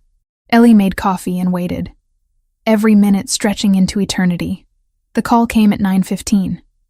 Ethan's voice, terse and professional. It's done. We're heading back. Boss is fine. Ellie's legs nearly gave out with relief. She sank onto the couch, phone pressed to her ear. What happened? Full debrief when we get there. 30 minutes. He ended the call. Those 30 minutes were the longest of Ellie's life. She paced the apartment, unable to sit still, replaying every terrible possibility. When the front door finally opened, Nicholas walked in followed by Ethan and 3 other men, all of them looking like they'd been through hell. Nicholas's suit jacket was gone. His white shirt had blood on the left sleeve, torn fabric revealing a bandage underneath. His face was smudged with dirt and what might have been gunpowder residue. But he was walking, talking, alive. "You're hurt," Ellie said, already moving toward him. "Graze. Bullet caught the outside of my arm." Ethan field dressed it. "I'm fine." Nicholas caught her hands before she could touch the wound. "It looks worse than it is." "Sit down. Let me see it properly." He didn't argue, just settled onto the couch while Ellie retrieved the first aid kit Ethan kept stocked. She carefully cut away the field bandage, revealing a long, shallow wound along his bicep. The bullet had torn skin and muscle but missed anything vital. It had been cleaned and dressed competently, but she redid it anyway, needing to do something useful with her shaking hands. "Tell me what happened," she said while working. Nicholas winced slightly as she applied fresh antiseptic. "We went in at dawn as planned. Initial entry was smooth, minimal resistance at the perimeter. Most of their force was concentrated inside the main building. We cleared the outer structures first, gave everyone opportunity to surrender. About half did. The others retreated to defend the central office where Arbin was coordinating." He paused while she wrapped fresh gauze around his arm. "The fighting was intense for about 40 minutes. Close quarters, limited sightlines. Ethan's team secured the south exits, prevented anyone from escaping that way. My team pushed through the main corridor. Eventually, we cornered Arbin and his top 3 lieutenants in the office. Standoff for 10 minutes while we negotiated terms. He surrendered. He saw reason," Nicholas said dryly. "Representatives from the Vitale and Ricci families were there as witnesses. We made it clear this wasn't just about me. This was 3 Italian families united against Albanian expansion. Fight us all and lose everything or accept terms and walk away intact. Arbin's not stupid. He was outnumbered 3-1 with no escape route and no reinforcements coming. He accepted terms." Ellie finished securing the bandage and sat back. "What terms?" "Complete withdrawal from Manhattan and Bronx territories. No operations, no claims, no presence. They return to their established areas in Queens and stay there. In exchange, we don't pursue further action against their organization." Nicholas flexed his arm carefully, testing the bandage. "And most importantly for you, the threat against you ends immediately and permanently. That was non-negotiable. I made it very clear that if anything happens to you, the agreement is void and total war begins with Arbin being the first target." He agreed to that. He had a gun pointed at his head, and 3 family representatives explaining exactly what would happen if he refused. "Yes," he agreed. Nicholas pulled her closer with his good arm. "It's over, Ellie. The war, the threats, the bounty. You're safe now." The words should have brought immediate relief. Instead, Ellie felt numb, unable to fully process that the nightmare was actually ending. Just like that? He just agrees and it's done? These kinds of agreements hold weight, Ethan said from across the room. They were witnessed by neutral parties from other families. Breaking them would mean war not just with us, but with everyone who witnessed the terms. Arbin's not going to risk that. He's a businessman first. He'll honor the agreement, because violating it costs more than his pride is worth. Nicholas's phone buzzed. He checked it and nodded. The other families are confirming. Words spreading through the criminal network. The Albanian threat to you is officially over. Anyone who comes after you now does it without Arbin's backing and would be violating a witnessed agreement. That's a death sentence in this world. Ellie looked between them, still struggling to believe it. So I can go home, back to my apartment, live normally? Yes, Nicholas said simply. Though I hope you'll choose not to. What do you mean? He stood, moving to the window despite his injury. During negotiations with Arbin, there were parallel discussions with other parties. Detroit loan sharks, specifically. The ones your father owed money to. I purchased his debt, all $11,500 of it, and canceled it. That vulnerability no longer exists. Ellie's breath caught. You said you wouldn't do that. I told you I didn't want... You said you didn't want charity or to owe me favors, Nicholas interrupted. This isn't either. This was strategic elimination of a potential weakness. As long as those debts existed, someone could have used them for pressure or leverage. I remove that possibility. The debt no longer exists. That's still you controlling my life. That's me protecting you completely. He turned to face her. And there's more. The restaurant your father lost. The one your grandmother built in Detroit. I located the current owner, who'd been trying to unload it for 2 years. I purchased it through intermediaries. The property is now in your name, transferred legally. You own it free and clear. Ellie stood slowly, her mind struggling to process the information. You bought my grandmother's restaurant? The building and land, yes. What you do with it is entirely your choice. Sell it, reopen it, tear it down and build something else. It's yours. She should have been angry, should have felt manipulated or controlled. Instead, she felt something crack open in her chest, a wound she hadn't realized she'd been carrying for 6 years. The restaurant her father had lost, the symbol of his failures and her family's destruction, was hers now, not a burden anymore, a possibility. Why? Her voice came out rough. Because you deserved closure. Because that place meant something to you beyond money or property.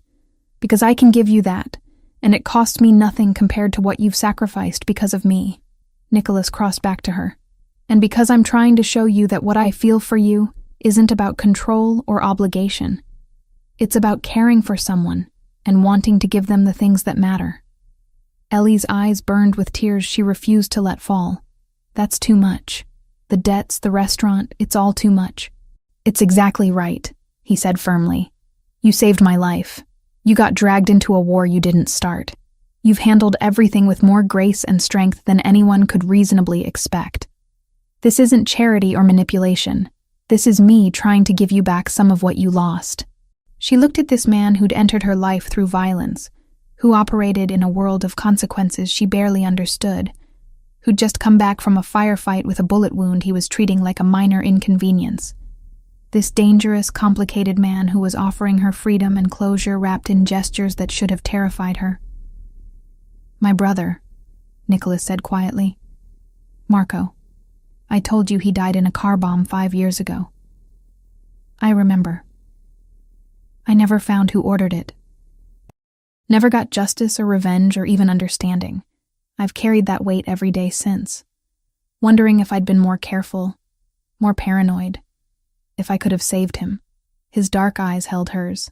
When that Mercedes exploded, and you were underneath me, debris raining down, I realized I had a chance I didn't get with Marco, a chance to actually protect someone who mattered, to not lose someone else to this life. I'm not your brother. No, but you're someone I care about. Someone who deserves better than living in fear and looking over her shoulder forever. So yes, I eliminated the debt and bought the restaurant. I'd do it again. I'd do more if I could. Ellie reached up and touched his face, feeling the roughness of stubble, the warmth of living skin. Thank you for all of it, even though it terrifies me how much power you have to change my life with a few phone calls. That power only matters if I use it to help, not control. Nicholas covered her hand with his. I'm not trying to own you, Ellie. I'm trying to free you. She believed him. Maybe that was naive, maybe dangerous, but she believed the sincerity in his voice and eyes. So it's really over? The Albanians, the threats, all of it? It's over. You're safe. You can go back to your apartment if you want. Resume your life. Or, he paused, seeming uncharacteristically uncertain. Or you could stay. Keep working with the restaurants. Keep being part of this complicated mess we've built. The choice is entirely yours. Ellie looked around the expensive apartment that had been her cage and sanctuary for weeks. Looked at Nicholas with his bandaged arm and exhausted eyes. Looked at Ethan in the kitchen, pretending not to listen while definitely listening. I don't know what I want yet, she admitted. Everything's been chaos and survival for so long. I need time to figure out what normal even looks like anymore. That's fair, Nicholas agreed. Take all the time you need. The job offer stands regardless. You're good at what you do. The restaurants are better with you involved. That's business reality, not personal favors. She appreciated that distinction more than he probably realized. Can I see the property deed? For the restaurant? He pulled out his phone, swiped through files, then showed her.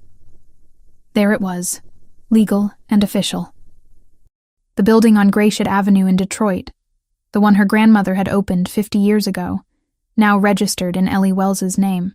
"I need to sit down," she said quietly. Nicholas guided her to the couch, sat beside her, and just let her process. The war was over. The debts were cleared. Her grandmother's legacy was restored. And she was somehow more terrified now than when people were actively hunting her.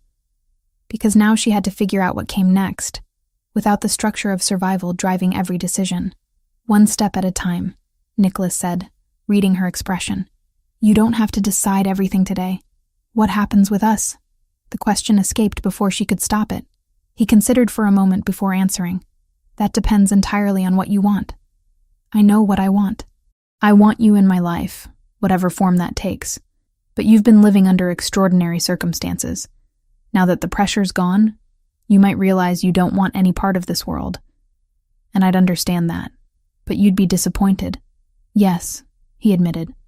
"But I'd respect it. Your choice, your life, your decision. No pressure, no manipulation. Just honest wanting and respectful acceptance of whatever you choose." Ellie leaned against him carefully, mindful of his injured arm. "I don't have answers right now.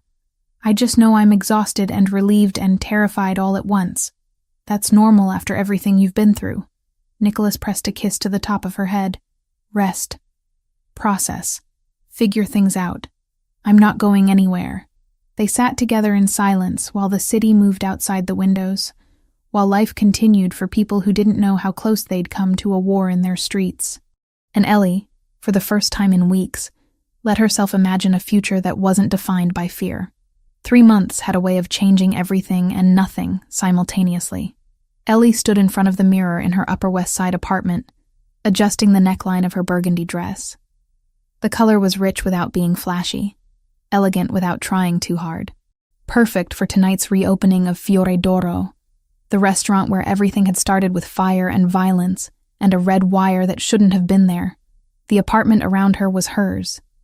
Actually hers, paid for with salary, she earned directing culinary operations for 3 restaurants. $2,800 a month in rent came out of her bank account like clockwork. No favors, no strings, just honest work compensated fairly. The space was smaller than Nicholas's place, obviously, but it had her furniture, her books, her grandmother's worn recipe cards framed on the kitchen wall. She'd moved out of the Upper East Side apartment 6 weeks ago, needing to prove to herself that she could exist independently in this new version of her life. Nicholas had helped with the move without complaint, never once suggesting she should stay in his protected bubble. He understood what she needed even when she couldn't articulate it clearly. Her phone buzzed with a text. "Downstairs. Take your time." Ellie grabbed her coat and bag, took one last look in the mirror, and headed down. The Blacktown car waited at the curb, Nicholas leaning against it in a charcoal suit that probably cost more than her entire wardrobe. He straightened when he saw her, his expression shifting from neutral to something warmer.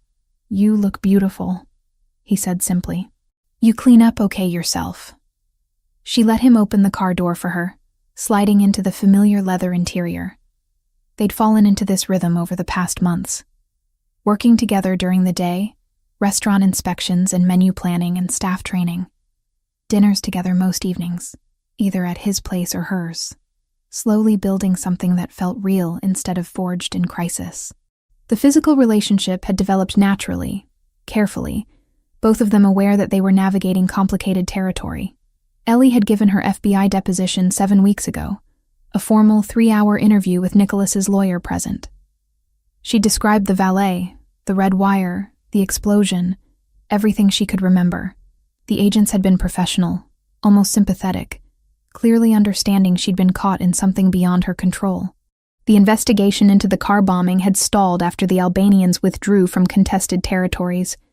Without active cooperation from surviving witnesses, and with the primary suspects having left the jurisdiction, the case remained open, but inactive.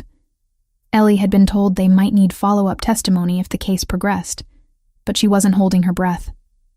"Nervous?" Nicholas asked, as they drove through evening traffic. "A little," Ellie admitted. "It's strange going back there. Last time I was at Fiore d'Oro, Someone tried to blow you up in the parking area. Different valet service now, he said dryly. Thoroughly vetted. The restaurant looked transformed. The explosion damage had been completely repaired and the entire facade renovated. New windows, new entrance, subtle lighting that made the building glow warmly against the darkening sky. A small crowd had already gathered outside, well-dressed people waiting for the doors to open. Ethan stood near the entrance, coordinating security with practiced discretion.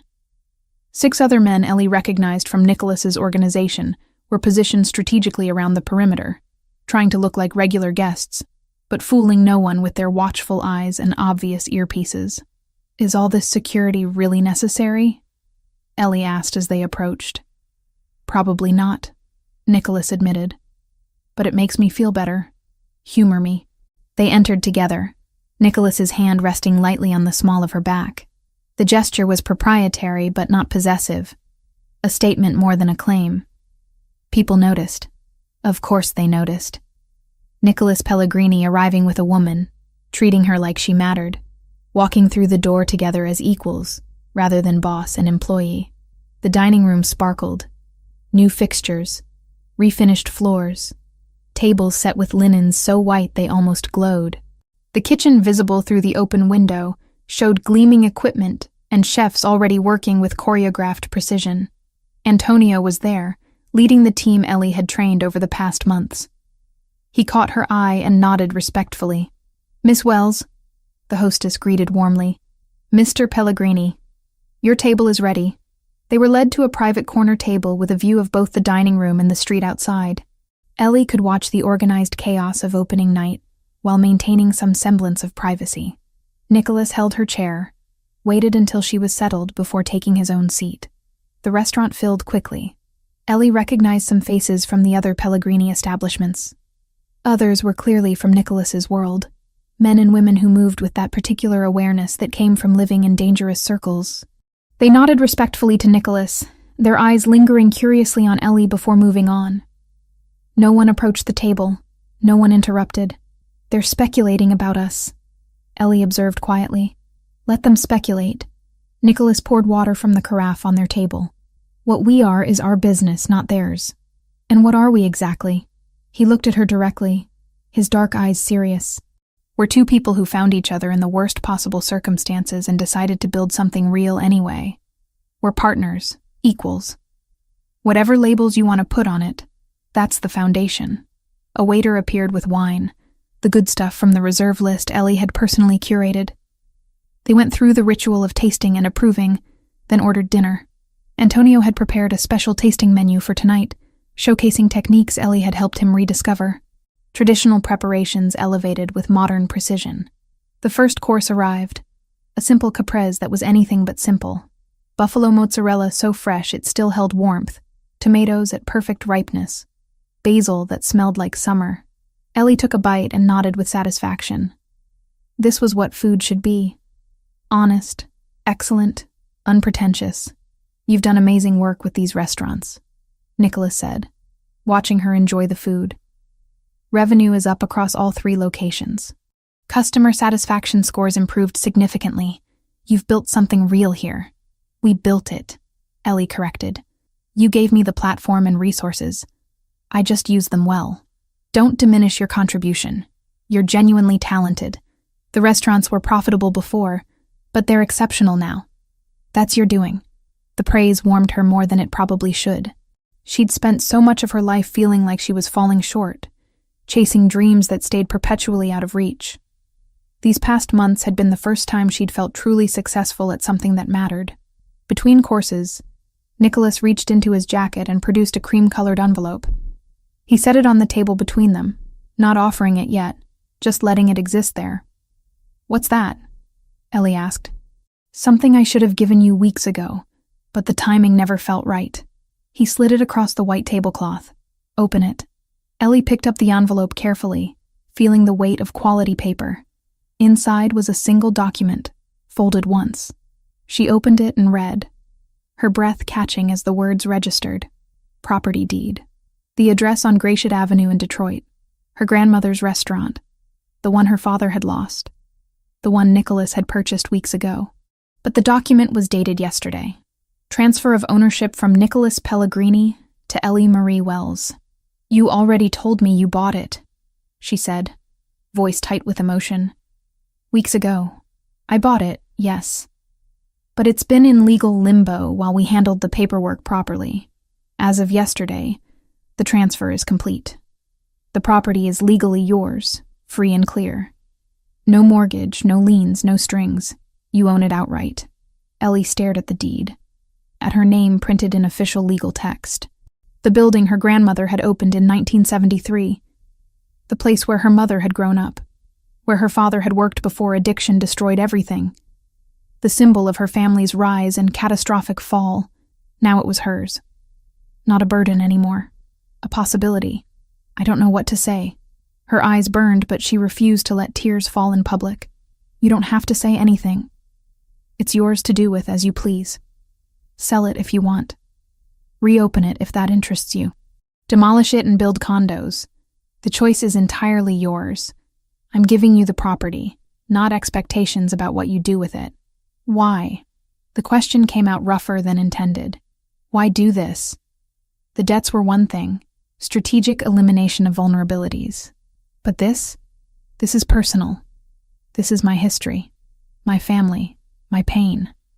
Why invest in that? Nicholas leaned forward, his full attention focused on her. Because that restaurant represents everything you've overcome. Your grandmother's courage coming to a new country. Your family's hard work building something from nothing. Even your father's failures. They're part of the story. That building holds your history, good and bad. You deserve to own that history instead of being owned by it. He paused, seeming to choose his words carefully. My brother Marco died 5 years ago. Car bomb, just like they tried with me. I never got closure. Never got justice or even understanding. I've carried that weight every day since, wondering if I could have prevented it somehow. His eyes held hers, raw honesty in his expression. When you pulled me away from that Mercedes, when you saved me from the same fate, it changed something. Made me realize I could actually protect someone who mattered. Could prevent loss instead of just mourning it. You gave me that chance. This restaurant, clearing your father's debts. These are ways of honoring that, of showing gratitude not with words, but with actions that matter. Ellie's throat tightened. She'd known about Marco, but Nicholas rarely spoke about him directly. Hearing the pain in his voice, understanding how her instinctive action 3 months ago had meant more than just saving a life, it recontextualized everything. I don't know what I'll do with it yet, she said quietly, folding the deed carefully. But thank you for seeing what this means, for not just throwing money at problems, but understanding what actually matters. You're welcome. They finished dinner slowly, savoring each course. Antonio had outdone himself. Every dish was technically perfect, but more importantly, it had soul. The kind of food that reminded you why you loved eating, why cooking was art as much as craft. Other diners approached their table periodically, business associates offering congratulations on the reopening, representatives from other families paying respects. Everyone was polite, deferential, carefully not mentioning Ellie directly, but clearly registering her presence beside Nicholas. She was being seen, acknowledged as someone who mattered in his world. It should have terrified her. Probably should have sent her running. Instead, it felt oddly natural. She'd earned her place here through competence and survival. She wasn't Nicholas's accessory or trophy. She was her own person who happened to be building a life that intersected with his. After dinner, Nicholas led her to a private door at the back of the restaurant. I want to show you something. They climbed a narrow staircase to the roof. Ellie hadn't known the building even had roof access. At the top, a small terrace had been constructed, complete with wrought iron railing and potted plants that would probably die come winter. The view stretched across Manhattan, lights glittering in every direction, the city alive and infinite. This wasn't here before, Ellie said, taking in the space. Addition during renovations. I thought the building should have somewhere peaceful. Somewhere you could see the whole city and remember you're part of something bigger. Nicholas stood beside her at the railing, both of them looking out at the urban landscape. It's beautiful. They stood in comfortable silence, the sounds of the city filtering up from below. Car horns, distant sirens, the general hum of millions of people living their lives. Ellie thought about how different her life was now compared to 3 months ago. Different from a year ago. Different from any version of the future she'd imagined for herself. I never expected this, she said finally. Any of this. Working with restaurants at this level. Having actual authority and respect. Being with someone like you. Someone like me. Nicholas repeated with slight amusement. A criminal, you mean? Someone powerful. Someone who operates in a world I don't fully understand. Someone dangerous. She looked at him directly. But also someone thoughtful. Someone who keeps his word. Someone who's capable of gentleness despite living in violence. I'm not good, Nicholas said quietly. I want to be clear about that. I've done things you don't know about and shouldn't know about. I've made choices that hurt people, sometimes permanently. I'm not a hero or a good man struggling against circumstances. I'm what I am, and what I am includes darkness. You're better off not examining too closely. I know, Ellie said simply. I'm not naive about who you are or what you do. But I also know who you are with me, how you've treated me. The respect you've shown even when you had all the power and I had none. That matters too. Does it matter enough? The question was vulnerable in a way Nicholas rarely allowed himself to be. Enough for you to stay? To keep building this thing between us? Ellie considered carefully before answering. I spent 3 years in New York before I met you. Working terrible hours for bad pay. Barely scraping by, with no real future except more of the same. I was surviving but not living. Not really. She gestured at the city around them. Now I'm doing work that matters. Running operations that affect people's livelihoods. Making decisions that have real consequences. I'm using skills I thought were wasted. Building something that feels important. And yes, I'm with someone who makes me feel valued in ways I didn't know were possible. But? Nicholas prompted, hearing the hesitation. But I'm also realistic. Your world is dangerous. There will be other conflicts, other wars, other situations where violence is the solution. I can't pretend that away or convince myself it won't happen. She turned to face him fully. What I'm saying is, I'm choosing this with eyes open. Choosing you. Choosing this life. Knowing exactly what it includes. Not because I'm naive or desperate or don't have other options, but because despite everything, this is where I want to be. Nicholas pulled her closer, his hands warm on her waist. That's all I needed to hear. That you're choosing this freely, not because you feel trapped or obligated. I'm free, Ellie confirmed. Probably freer than I've ever been, and I'm choosing you. He kissed her then, slow and thorough, like they had all the time in the world. When they finally broke apart, both slightly breathless, the city continued sparkling around them, indifferent to the small human moments happening on a rooftop in Manhattan. We should get back down, Nicholas said eventually. People will notice we're gone. Let them notice. But Ellie smiled, taking his hand as they headed back toward the stairs. The restaurant was still full when they returned, the reopening celebration continuing successfully. Ethan gave them a knowing look but said nothing. Just continued his quiet supervision of security. Antonio sent out a complimentary dessert, his way of showing appreciation for Ellie's training. Everything moved smoothly, professionally, exactly as a successful restaurant should operate. They left together near midnight, the last guests departing with satisfied expressions. In the car heading back uptown, Ellie held the property deed carefully, thinking about Detroit, about her grandmother, about the complicated legacy now literally in her hands. I might reopen it, she said quietly. The Detroit restaurant. Not right away. Maybe in a year or two, once I have more experience. But I like the idea of bringing it back. Honoring my grandmother's vision properly. Whatever you decide, I'll support it. Nicholas's hand found hers in the darkness of the car. You don't need permission or approval. Just know that whatever resources you need, they're available. Not charity, investment in something worthwhile. Ellie squeezed his hand, accepting the offer for what it was. Partnership, trust, mutual investment in each other's success. The car dropped her at her apartment building first. Nicholas walked her to the door, kissed her goodnight, promised to see her tomorrow for a scheduled meeting with suppliers. Normal things. Regular relationship things. The kind of ordinary moments she'd wondered if she'd ever have again during those first terrifying weeks. Upstairs in her apartment, Ellie set the property deed on her kitchen counter beside her grandmother's framed recipe cards. Past and present, failure and redemption, all of it sitting together in the space she'd built for herself. She made tea she didn't really want, just needing the ritual. Through her windows, the city glowed with endless lights, millions of lives intersecting and diverging in patterns too complex to track. She was part of that pattern now. Not just surviving in the margins, but actively participating, building, creating something meaningful. 3 months ago, a car had exploded because she'd noticed something wrong. That moment of instinct had destroyed her old life completely and irreversibly.